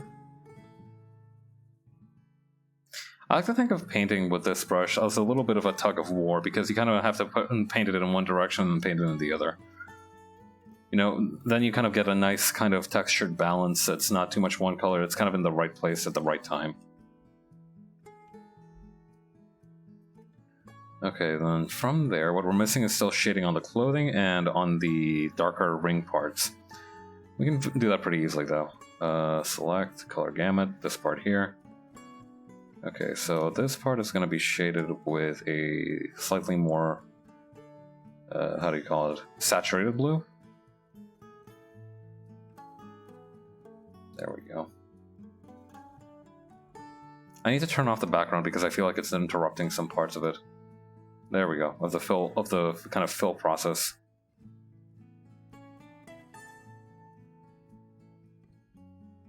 Okay.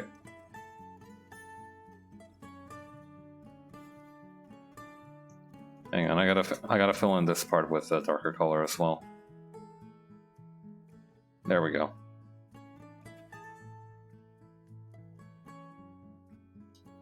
Okay. So this one I will use the brush tool. I've inverted it incorrectly. There we go. Inverting is a dangerous game, especially if you don't keep track of it very well. I mean, naturally, if you make a goof, you'll notice very, very quickly. But my God, those few seconds where you have no idea what's happening are harrowing. Okay, over here, over here, over here, over here, and right here. For this part too. Oh, nope, bringing me back. I like that it's gotten to the point where it's faster for me to just zoom out. Like, probably because of the way that I kind of learned to use this program. It's faster for me to zoom out very quickly and then kind of bungee jump back to where I need to be than to take the time to just hit one key, use the hand tool to move more around, and then go back to drawing whatever the hell I was doing. Probably because that way I don't need to lose the use of the brush tool, actually. I think that might be why, because I don't have the brush tool. You know, I'm not a big brush guy, especially during line art, which is what usually takes a decent chunk of time. So what ends up happening is that I don't have it mapped to any of my buttons on the numpad that I use to get into switch brushes. So usually that means that if I want to keep using a brush, I'll need to kind of not switch to any other tools, because otherwise I'll need to like click all the way over here again. And yes, I understand that that takes just, what, 5 extra seconds? But my god, damn, you did a whole ass background. Yeah, no, and I actually had a lot of fun doing it, believe it or not. That's not a very like common occurrence. I don't usually have fun making backgrounds, but I had fun making this one. I don't know why, but it happened, and I'm glad it did. You know, the planets aligned, and I decided to draw a background. It happens. It happens. Okay. And then we can just kind of do a little bit of shading here with the brush.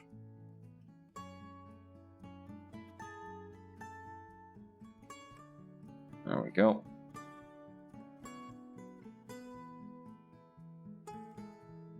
And then a little bit of shading for the tongue and the nose. Well, that we should be ready to start getting kind of like into the final stages of it, which is just like the color, which is just like getting a color gradient going. Also, I need to shape the eyes. Also, there's no like part behind the eyes here. Hang on. There we go. But yeah, welcome back, Leo. How you been? All right, and that's gonna kind of go in like this.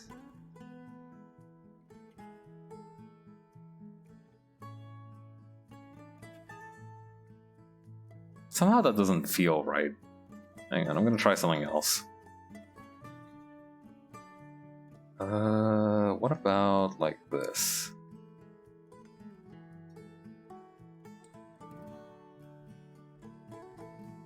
That feels better, but I still don't know, but I don't know why.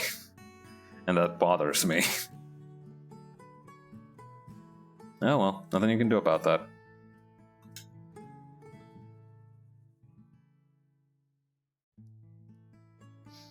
Oh yeah, today for some reason I decided to look up skull implants. So, as the name implies, these are implants that you get in your skull. You know, for either because like your skull's been breached or something, or you know, there's some other kind of reason behind it. And all the pictures for them are kind of funny because most of them look like somebody hot glued a colander part to a skull.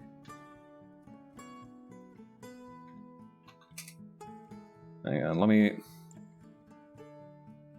They look kind of cool though, especially like these 3D printed ones. Like, this is what I was talking about. It looks like somebody nailed a mesh strainer to a skull. I don't know if that's like a real one. I don't know if that's a real one. It might be a real one. I don't know, but I don't think it is. Like, this one feels like at least more kind of respectable, even though it does still look like somebody 3D printed a small set for their tabletop game, and somebody decided that, hey, that's just I know a guy who has a hole in his head who that would be the perfect fit for, and you know, they kind of came to an understanding. Okay, cool. Okay, so we can hide away this part, and okay, now I would kind of duplicate this part here to make sure that I have like the exact perspective that I want.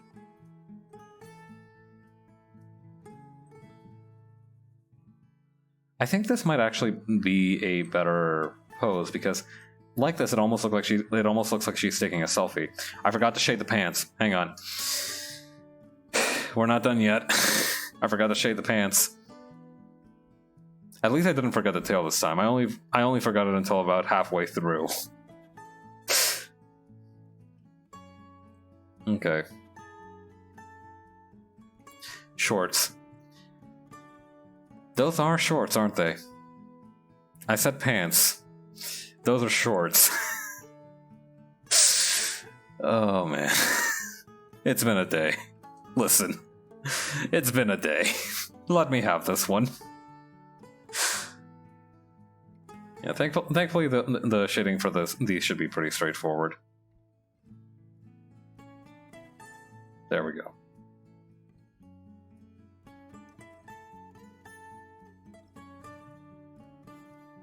Okay, and then we can actually have a little bit of extra darkness, like, for these folds right here. No, that doesn't come out too good. Anyway, that kind of does the job, so whatever. I am 100% okay with this. Anyway, so as I was saying, if I kind of expand the picture like this, and then, yeah, like that a little bit, it almost looks like she's taking a selfie. So I kind of like that a little bit better. Okay, and now we can do the time-honored tradition of... Oh my god, why do I have so many layers for the background? That's not the time-honored tradition, by the way. That was just me being amazed at the sheer number of layers involved in this.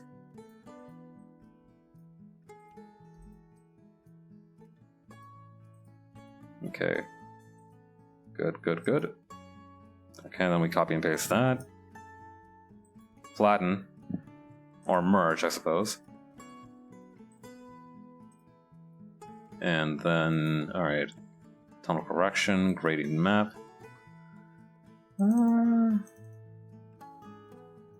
see what these ones look like. Because I was very interested in seeing what... Oh, wow, that is bad. Oh, geez, some of these are a lot. Oh, my eyes! Oh, that's kind of cool, though.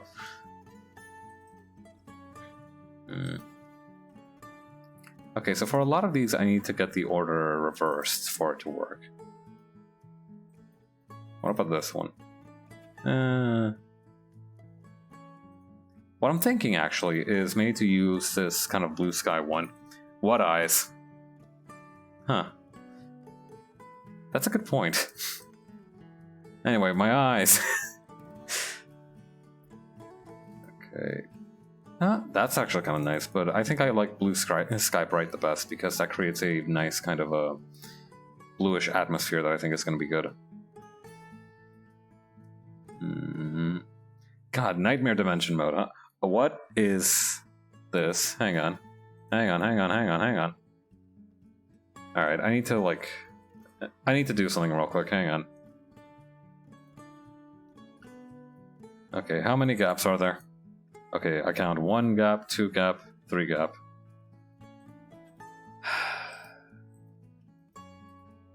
Background's my fated enemy. I hate you so much.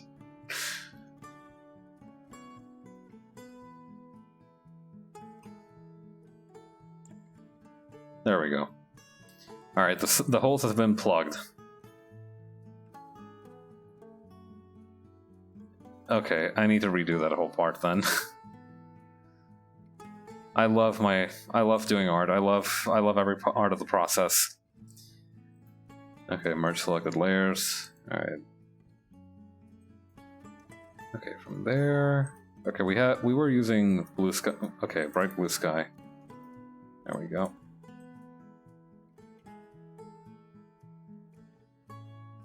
Okay. Oh no, what? Oh no, I still missed some spots. God. I need to be more careful. See, this is what happens when you set your background layer to like a dark color to save your eyes. When you make like a somber British seaside kind of vibe background, it comes back to haunt you. That's karma. That's what happens.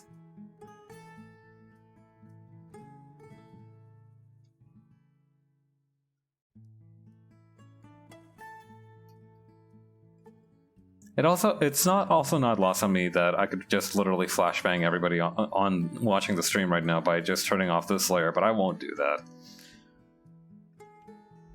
I wouldn't wish that on my worst enemy.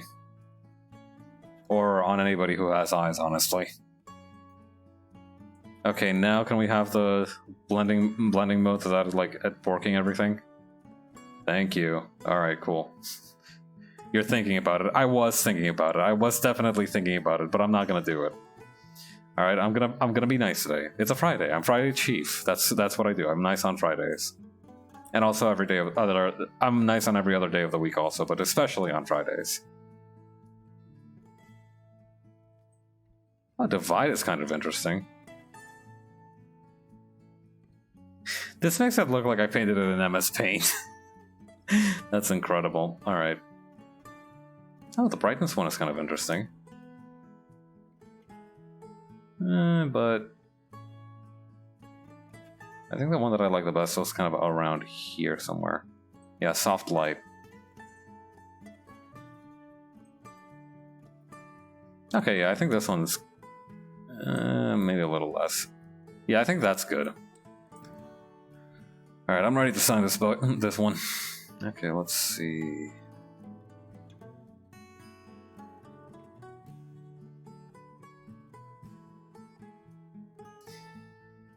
I keep wanting to change my signature because I keep hearing people say like, is it supposed to be like Paps 3, Paps E, or something like that, and I keep thinking about it, but I kind of like how it looks. I really do. Alright. Let's see. Concord art fight. Okay, cool. Alright, that's another art fight piece done, and this one with the background even. I'm very proud of that. Paps the Third. Yeah, Paps 1 and 2, we do not speak of their shameful legacy, but Paps the Third, that's me, baby. I'm ballin'. I'm a real good guy. I am by definition the best Paps possible because I'm the only Paps around. Alright, let's go over to the just chatting screen actually. Before I say anything else that's absolutely insane. Okay. Where's the raid button? Who all is doing stuff right now? Oh, quite a few people. Oh heck, Shelly's playing Minecraft. That's always nice. Let's go say hi to them. In the meantime, on Sunday I will be playing Valhalla. That's always a fun experience, although recently it's gotten a little bit heavy. And I hope you all have a great weekend. I am going to try to sleep as much as I can tomorrow, so I am nice and energized for the pain to come. I'm not actually expecting any pain, but you know there might be some. So keep your eyes peeled. Bye.